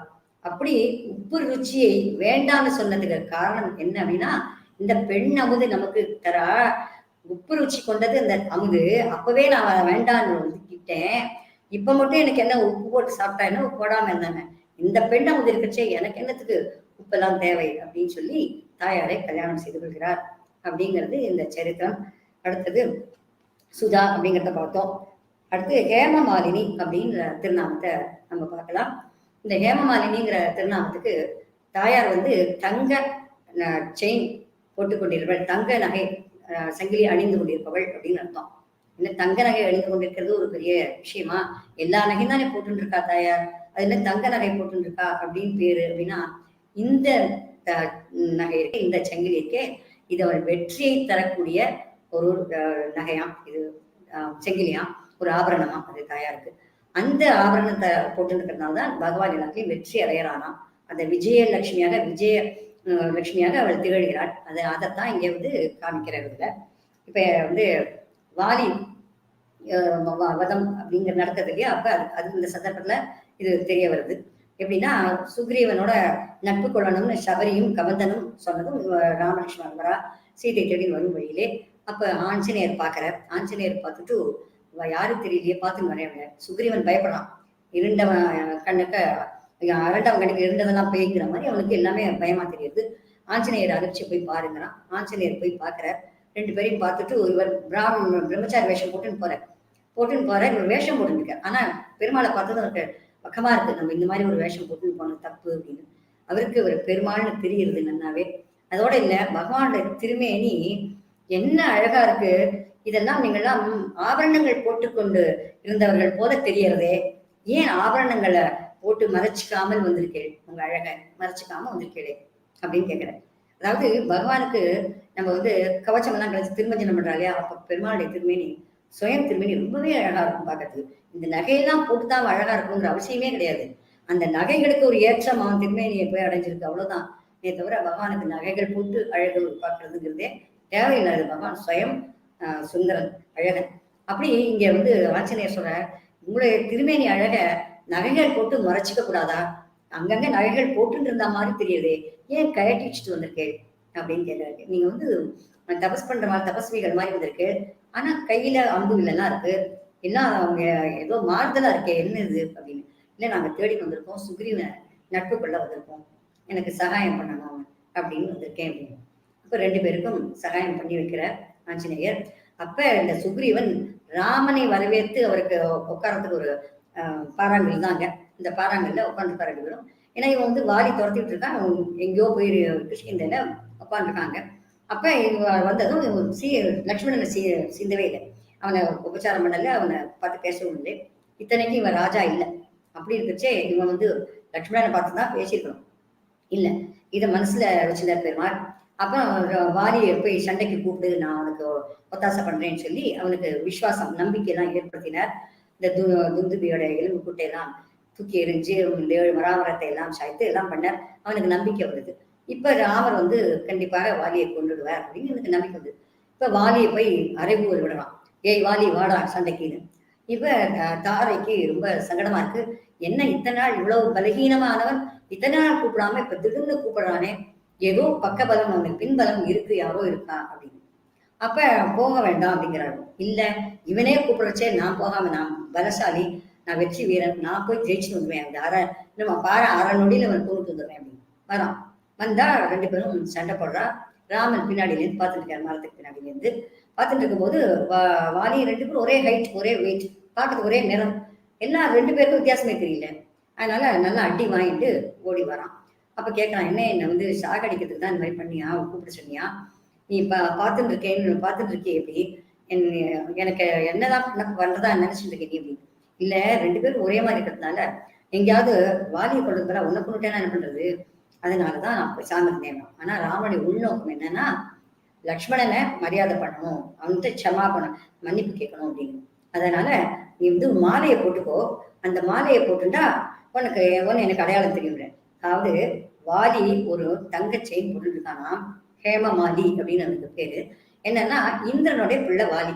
இந்திரன் அவனுக்கு ஒரு தங்க செயினை கொடுத்து, நீ இப்போ யார் யாரோடலாம் சண்டை போடுறியோ இதை போட்டுட்டு போய் சண்டை போட்டியானால் அவளுடைய பலத்துல பாதி உனக்கு வந்துடும் அப்படின்னு சொல்லி கொடுத்துருக்கான். அதனால்தான் வாலி எல்லாரையும் ஜெயிக்கலாம். அதே போல இங்க சுக்ரீவனோட சண்டை போடும்போது சுக்ரீவனோட பலம் ஏற்கனவே ஒண்ணும் இல்லை, அந்த பலமும் போயிடுத்துனா அவன் அடி வாங்கிட்டு வராம என்ன பண்ணுவான். அப்படி வந்துதான் இப்ப பார்த்தேன், அவன் மாலை போட்டுன்னு இருக்கான், கழுத்துல செயின் போட்டுருக்கான், நீ ஒண்ணுமே இல்லாம இருக்க, நீ மாலையாவது போட்டுக்கோன்னு சொல்லி இதை லக்ஷ்மணன் கிட்ட போய் வாங்கிக்கோ அப்படிங்கிற. லக்ஷ்மணனுக்கு சாத்தலாம், அவனுக்கு போட்டு விடுறான். அப்ப இவன் குனிஞ்சுதானே ஆகணும், கையை கூப்பி குனிஞ்சு ஏத்துக்கிறான் அது பவ்யமா. ஏன்னா பாகவத அபசாரம் கூடாது, பெருமாளுக்கு பிடிக்கவே பிடிக்காது. அதனால்தான் இப்ப அவனை விட்டே அவனிடமே அந்த மன்னிப்பு கேட்கணுங்கிறதுக்காக அப்படி பண்ணார் ராமர். அடுத்து வாலியோட சண்டை போட போனா, இப்ப வாலியை பகவான் மரத்துக்கு பின்னாடிட்டு கொண்டார். இது பெரிய சர்ச்சையாவே பேசிட்டு இருக்காரு எல்லாரும். என்ன சர்ச்சைனா மறைஞ்சிருந்து கொண்டார் அப்படி இப்படின்னுலாம். அதோட இல்லாம வாலியை என்ன நினைச்சிருக்கா, தான் அந்த செயின் போட்டுருக்கோம், தனக்கு நேரம் நிற்காம மறைஞ்சிருந்து கொன்னா, ஏன்னா நேரம் நின்னா ராமனையே நான் முடிச்சுடுவேன், ஏன்னா எனக்கு அவனுடைய பலம் பாதி வந்துடும் அப்படின்னு இவன் நினைச்சிட்டு இருக்கான். ஆனா அதான் கேட்கறான், நான் உன்னை சண்டை போடல, உன்னோட போடலையே அப்படின்னு. இப்ப இந்த பானம் தைச்சதும் அதை வெளியில எடுக்கிறான். ராம அப்படின்னு அந்த எழுத்து அதுல இருக்கு. அதை பார்த்துட்டு ராமா நீயா கொன்ன அப்படிங்கிறான். அப்ப அதுக்கு கம்பன் சொல்றான், வாலியே ஒத்துட்டான், ராமன் பண்ணது தப்பு இல்லைன்னு அப்படிங்கிறத கம்பன் ராமாயணத்தை சொல்றான். என்ன சொல்றான்னா, கோவியல் தர்மம் உங்கள் குலத்துதித்தோர்கட்கெல்லாம் ஓவியத்து எழுத உண்ணா உருவத்தாய் ஓமை அன்றோ, ஆவியை ஜனகன் பெற்ற அன்னத்தை அமிழ்தின் தேவியை பிரிந்த பின்னை திகைத்தனை போலும் செய்கை அப்படிங்கிற. என்னன்னா, உன்னுடைய குலத்துல இப்படிலாம் தான் சொல்லி கொடுத்துருக்காளா, உங்க குலத்து உயிர்த்தவர்கள்லாம் இப்படிதான் செய்யறாளா, மனு தர்மம் எங்க போச்சு, வில் தர்மம் எங்க போச்சு, நான் உன்னோட சண்டை போடல, நான் அவனோட சண்டை போட்டு இருக்கேன். அப்படி இருக்கும்போது நீ என் மேல மட்டும் அம்ப எழுதியே, ஏன் அவன் மேல அன்பையும் என் மேல அம்பையும் ஏன் எழுதினாய் அப்படின்னா கடுமையா கோபத்தோட பேசலாம். நான் உனக்கு இப்போ தான் தர்மமா, இப்ப என்ன யுகம் இது அப்படின்னா திரேதா யுகம் அப்படின்னா, இல்ல குரங்குகளுக்கு கலியுகம் அப்படின்னா, அங்கதான் அதர்மம் எல்லாம் நடக்கும். நீ ராட்சசன் உன் மனைவி தூக்கின்னு போயிட்டான் அப்படிங்கிறதுனால குரங்க கொல்லுவியா, யாரான ஏதாவது தப்புனா உடனே குரங்கு போட்டான்னு எதையாவது கொல்லிட்டு இருக்கியா அப்படின்னு அவன் கேட்கறான். நீ ஏன் தெரியுமா பண்ண, தேவியை அமிழ்தின் வந்த தேவியை, அதாவது தாயாருடைய இன்றியமையா தன்மையை இங்கே வாலி சுட்டி காட்டினான். புருஷகாரம் பண்றதுக்கு தாயார் இல்லை, அதனால நீ குழம்பி போயிட்ட போல இருக்கு, உன் மனசு கலங்கி போயிடுத்து, அந்த கலக்கத்துலதான் நீ ஏதோ இப்படி செஞ்சுட்ட போல இருக்கு, ராமா நீயா கொல்லல, அந்த தாயார் இல்லடா அதனாலதான் இப்படி கொன்ன அப்படின்னு சொல்லி வாலி கெஞ்சான். அப்புறம் சரணம் அடைகிறான் அப்படின்னு போடுறாரு அப்படின்னு சொல்றாரு கம்பராமாயணத்துல. அதே போல வால்மீகி ராமாயணத்துல எல்லா கேள்விகள் வாலி கேட்டதுக்கு அத்தனைக்கும் ராமன் பதில் சொல்றானாம். பூர்ணமா பதில் சொல்லி வாலி சரணமடையனான் அப்படின்னு போட்டிருக்க வால்மீகி ராமாயணத்துல. அதை சரியா யாரும் படிக்காம இன்னைக்கும் பட்டிமன்றம் நடத்தி உட்காந்துருக்கா. மறைஞ்சு நின்றது தப்பா ரைட்டான் அதெல்லாம் நமக்கு தேவையில்லை. ஏன்னா வாலியே ஒத்துண்டாச்சு. நமக்கு அவளே அப்பவே இருந்தவாளே ஒத்துண்டாச்சு. இனிமே யாரும் அதை பத்தி பேச வேண்டிய அவசியம் இல்லை. அப்படி இருக்கும்போது இந்த பகவானை பத்தி இவன் கேட்கிறான். இந்த மாதிரி பிரிஞ்சியோன்னு இவன் வந்து கேட்கறான் இல்லையா, தேவியை பிரிந்த பின்னை திகைத்தனை போலும் செய்கைன்னு ஒரு வார்த்தை கேட்கறான். அப்ப தேவியை பிரிந்த பின்னைனதும் ராமன் தலை குனிஞ்சான். தலை குனிஞ்சதும் அப்ப எல்லாரும் என்ன சொல்றாங்க, இவன் தலை குனிஞ்சான், ஷேம் வக்கத்தனால் தலை குனிஞ்சான், அப்படி தப்பு பண்ணிட்டோமே நினைச்சு அப்படின்னு பேசுறா. அது இல்ல, ராமன் தலை குனிந்ததுக்கு என்ன காரணம்னா, மகாலட்சுமியே சொல்றாளாம் இந்த என்னன்னா கழுத்துல வந்து தாயார் தெரியறாளாம். அந்த தாயாருடைய கழுத்துல ஒரு தங்க மாலை இருக்கான், அது தெரியறதான். அப்படி அந்த தங்க மாலையை போட்டு தெரியறதுனாலதான் ராமன் ஜெயிச்சான் அப்படின்னா. ராமனுக்கு வாலி என்னதான் சண்டை போட்டா கூட பாதி பலம் அவனுக்கு போனாலும் கூட மிச்ச பாதி பலம்ங்கிறதே முழுமையான பலமாக ஆகிவிடும். அதனால ராமனை யாருமே தோற்கடிக்க முடியாது. காரணம் என்னன்னா, தாயார் இருக்கா, இந்த பிரிஞ்சிருக்காங்கிறதெல்லாம் ஒரு டிராமா, நாடகம், அவ்வளவுதான். இது உலகத்துக்காக பிரிஞ்சிருக்கா அப்படின்னு அர்த்தமே தவிர ராமனை விட்டு எங்கேயுமே பிரியல அப்படிங்கிறத குனிஞ்சு தன்னுடைய மார்பை பார்த்துக்கிறானா. சீதை இருக்கா, மகாலட்சுமி இருக்கா அப்படிங்கிறத. இத வாலியும் பார்த்துடுறான். ஏன்னா ராமனுடைய அன்பு தைச்சதும் அவனுக்கு நல்ல ஞானம் வந்துடும். ராமனுடைய அன்பு தைச்சதும் ஞானம் வந்ததுனால அவனுக்கு காட்சி தராளாம் பிராட்டி, அவனுக்கும் அனுகிரகம் பண்றாளாம், மோட்சத்தை கொடுக்கிறாளாம். இப்படி ஒரு நல்ல விஷயம் அவனுக்கு நடந்தது இந்த தாயாரால. அதனால ஹேமமாலினி அப்படின்னு அவருடைய பெயர். இந்த பெயரை உச்சரித்தால், இந்த ஜபித்தால் நமக்கு தடுமாற்றம் எதுவுமே வராது, எல்லாமே நன்மையாகவே முடியும் நமக்கு அப்படிங்கிறத சொல்றேன். இதோட இந்த உபன்யாசத்தை பூர்த்தி செய்துகிறேன். நாம் ஹேமமாலினியை நமக என்று போற்றி தாயாரை இந்த சௌக்கியங்கள்லாம் நமக்கும் கிடைக்க வேண்டும் என்று பிரார்த்திக்கிறோம். ஸ்ரீ மகாலட்சுமியை நமக.